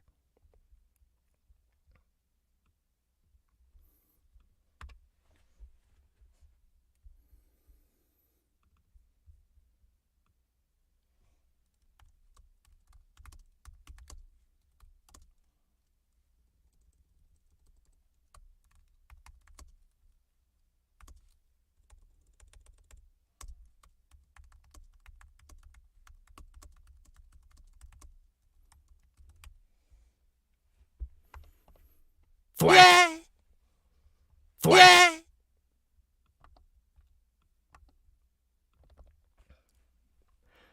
Zira was catapulted clear across the battlefield with a light jab from Cora.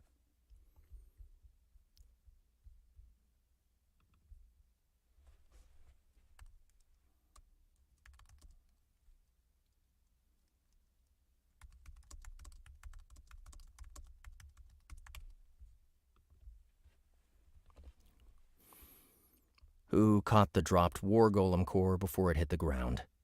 Just because the Archfiend wasn't the smartest person around didn't mean she couldn't do simple arithmetic, especially when it came to these instant dungeons. Among Boxxy's entourage, Cora was the only one who used the Atlas of Dreams at every available opportunity, so it was only natural she'd develop a feel for its rules. In any event, the clock was still ticking, so she ignored Zira's lustful moaning in the distance and began picking over the scattered fragments and mangled bodies. Almost immediately, she found a relatively intact turbine golem that Drea had assassinated by puncturing it through the armpit.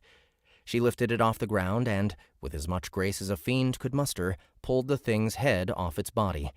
The helmet-like appearance got a bit bent. The helmet-like appendage got a bit bent, but Cora didn't mind since it was like leaving her signature. Plus, she could simply have Fizzy fix it up if she wanted it returned to pristine condition. A golem head in one hand and a heart in the other, the Archfiend exited the instant dungeon, the pink-hued portal letting out a burst of white noise as the objects passed through it.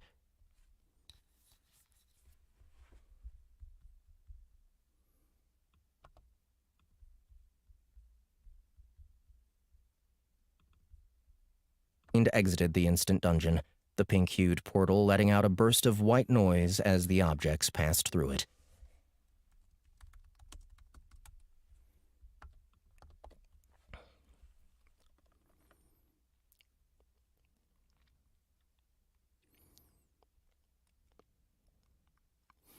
Cora then used the Big Boy Dungeon's Nexus Access feature to transport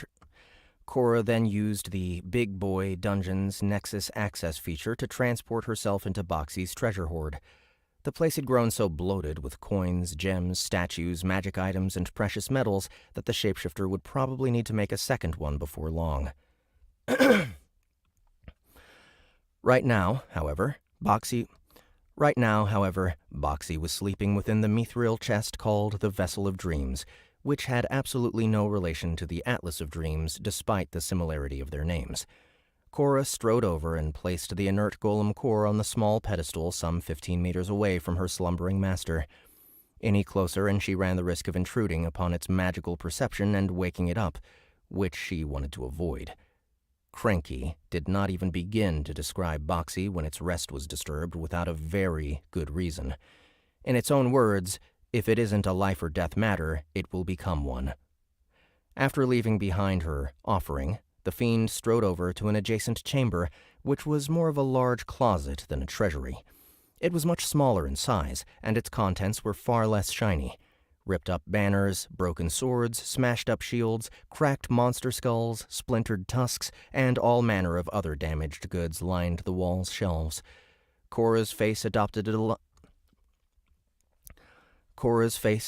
delighted, toothy smirk as she looked upon her handiwork.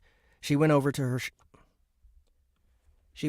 a shelf with an empty spot and placed the turbine golem's head alongside the rest of her trophies. While that wasn't the most accurate word to describe this random collection of seemingly worthless junk, it was certainly the nicest. It wasn't completely wrong either, as each piece signified one of Cora's victories, either inside or outside those instant dungeons. Even Zone's charred arm bones were inside a plain-looking display case in the corner, though those were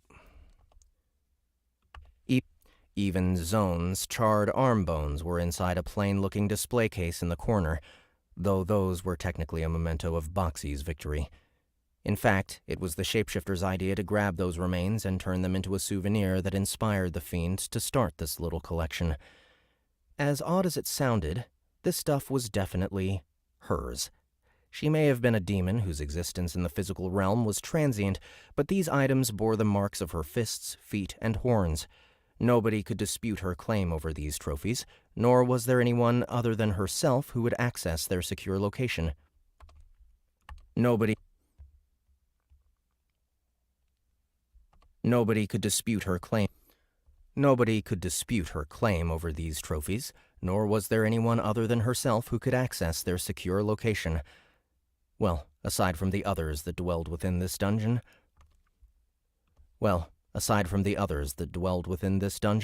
but none had any interest in these unshiny, untasty, and unnatural objects. Therefore, for all intents and purposes, Cora had become something of an anomaly, a demonic familiar that owned actual stuff. In her mind, however, the Archfiend's possessions included a lot more than a bunch of inanimate trophies. Lavender the Alrane, for instance, was also her property. Admittedly, it was more of a joint ownership between Ambrosia, Boxxy, and its familiars, but it was ownership nonetheless. Cora also liked to think she owned Zira's plump ass, as the constantly horny djinn never rejected an offer to get double-dicked to near death. The various grappling and submission techniques the fiend had learned from their master played a big role in that particular relationship. Then there was the mind-boggling fact that she also had the romantic attention of Teresa, the goddess of truth and justice. The blonde bombshell of a deity admitted to having such feelings, which even she recognized as illogical and a bad idea. Then again, so was the two of them having actual children, which Teresa seemed almost as ecstatic about as having intimate relations with Cora. A feeling that, surprisingly enough, the Archfiend seemed to share. She didn't want nor ask to have offspring with the goddess, but now that she had them, she found herself wanting to go see them, maybe show them a thing or two. Which, for once, was not a euphemism for her genitals or any acts that required their use, but her genuine wish to be a good parent. Or, at the very least, as good a parent as a violent sociopath with a penchant for rape could be. Huh? She grunted.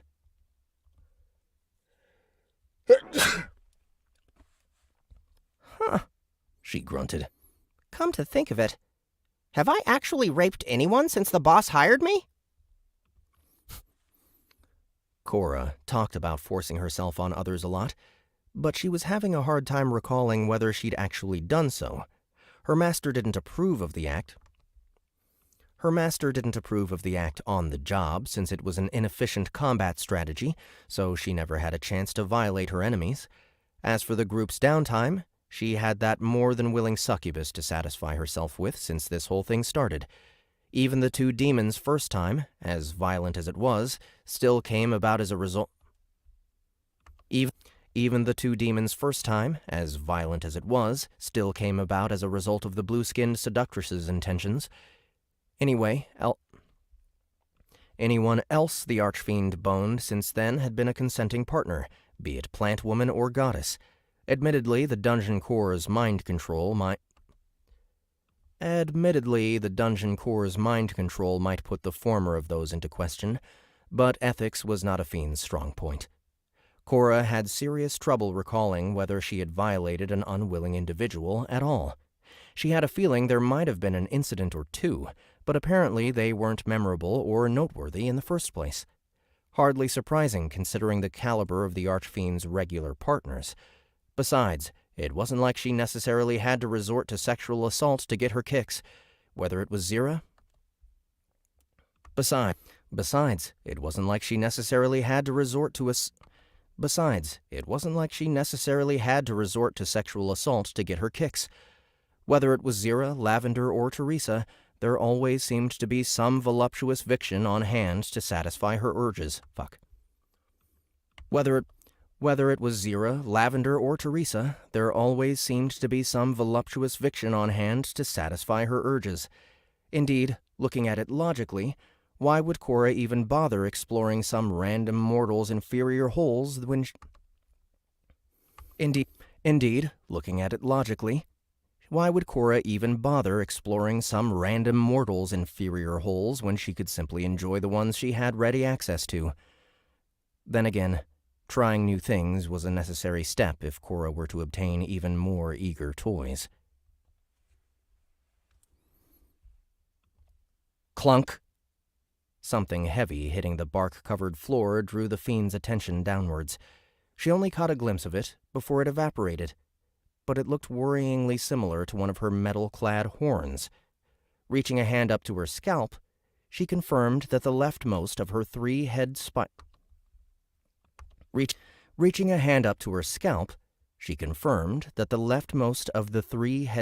was indeed missing. Reaching a hand up to her scalp, she confirmed that the leftmost of her three head spikes was indeed missing. It seemed to have fallen out on its own rather than getting snapped in half.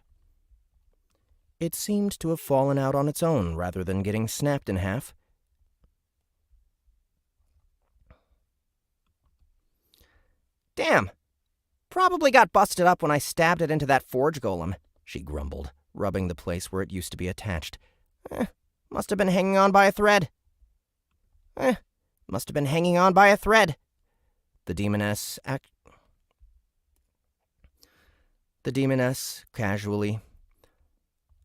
demoness casually attributed the odd event to lingering battle damage and went to take another dip in Ambrosia's healing bath to grow back her missing head ornament.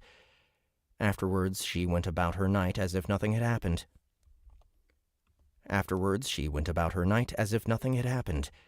This chain of events proved she was still much too green, though not because she was playing around pretending to be a minotaur during combat. She was not yet fully aware of the significance of a demon's horns.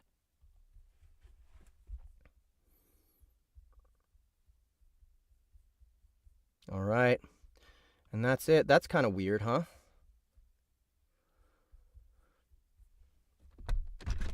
I think she's turning good or something. Anyway, that is the end of my cold read for today. That's it for Jackson in general. So thank you guys so much for coming to hang out. I'm going to be back at it a little bit tomorrow in the Discord channel, just narrating. It won't be a cold read. It'll just be, you can jump in and hang out while I narrate. So watch out for notifications in the Discord server. If you haven't joined the Discord server yet, you can find the link to it in the description below. There's tons of links in the description below, by the way.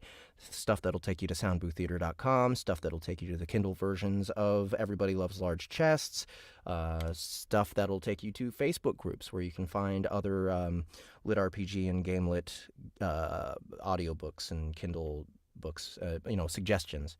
People talking about lit RPG and game lit in general. But thanks again, guys, for being so awesome and hanging out with me while I narrate. And yeah, that's it for tonight. You guys have a wonderful night. Watch out for, oh yeah, by the way, you can pick up the Stain cold reads on our platform for free if you just want to listen to the audio and want it to be, like a semi-edited version that leaves out like long breaks, like my bathroom breaks this week. Yeah, just anyway, check out all the links, and I will see you guys again sometime soon.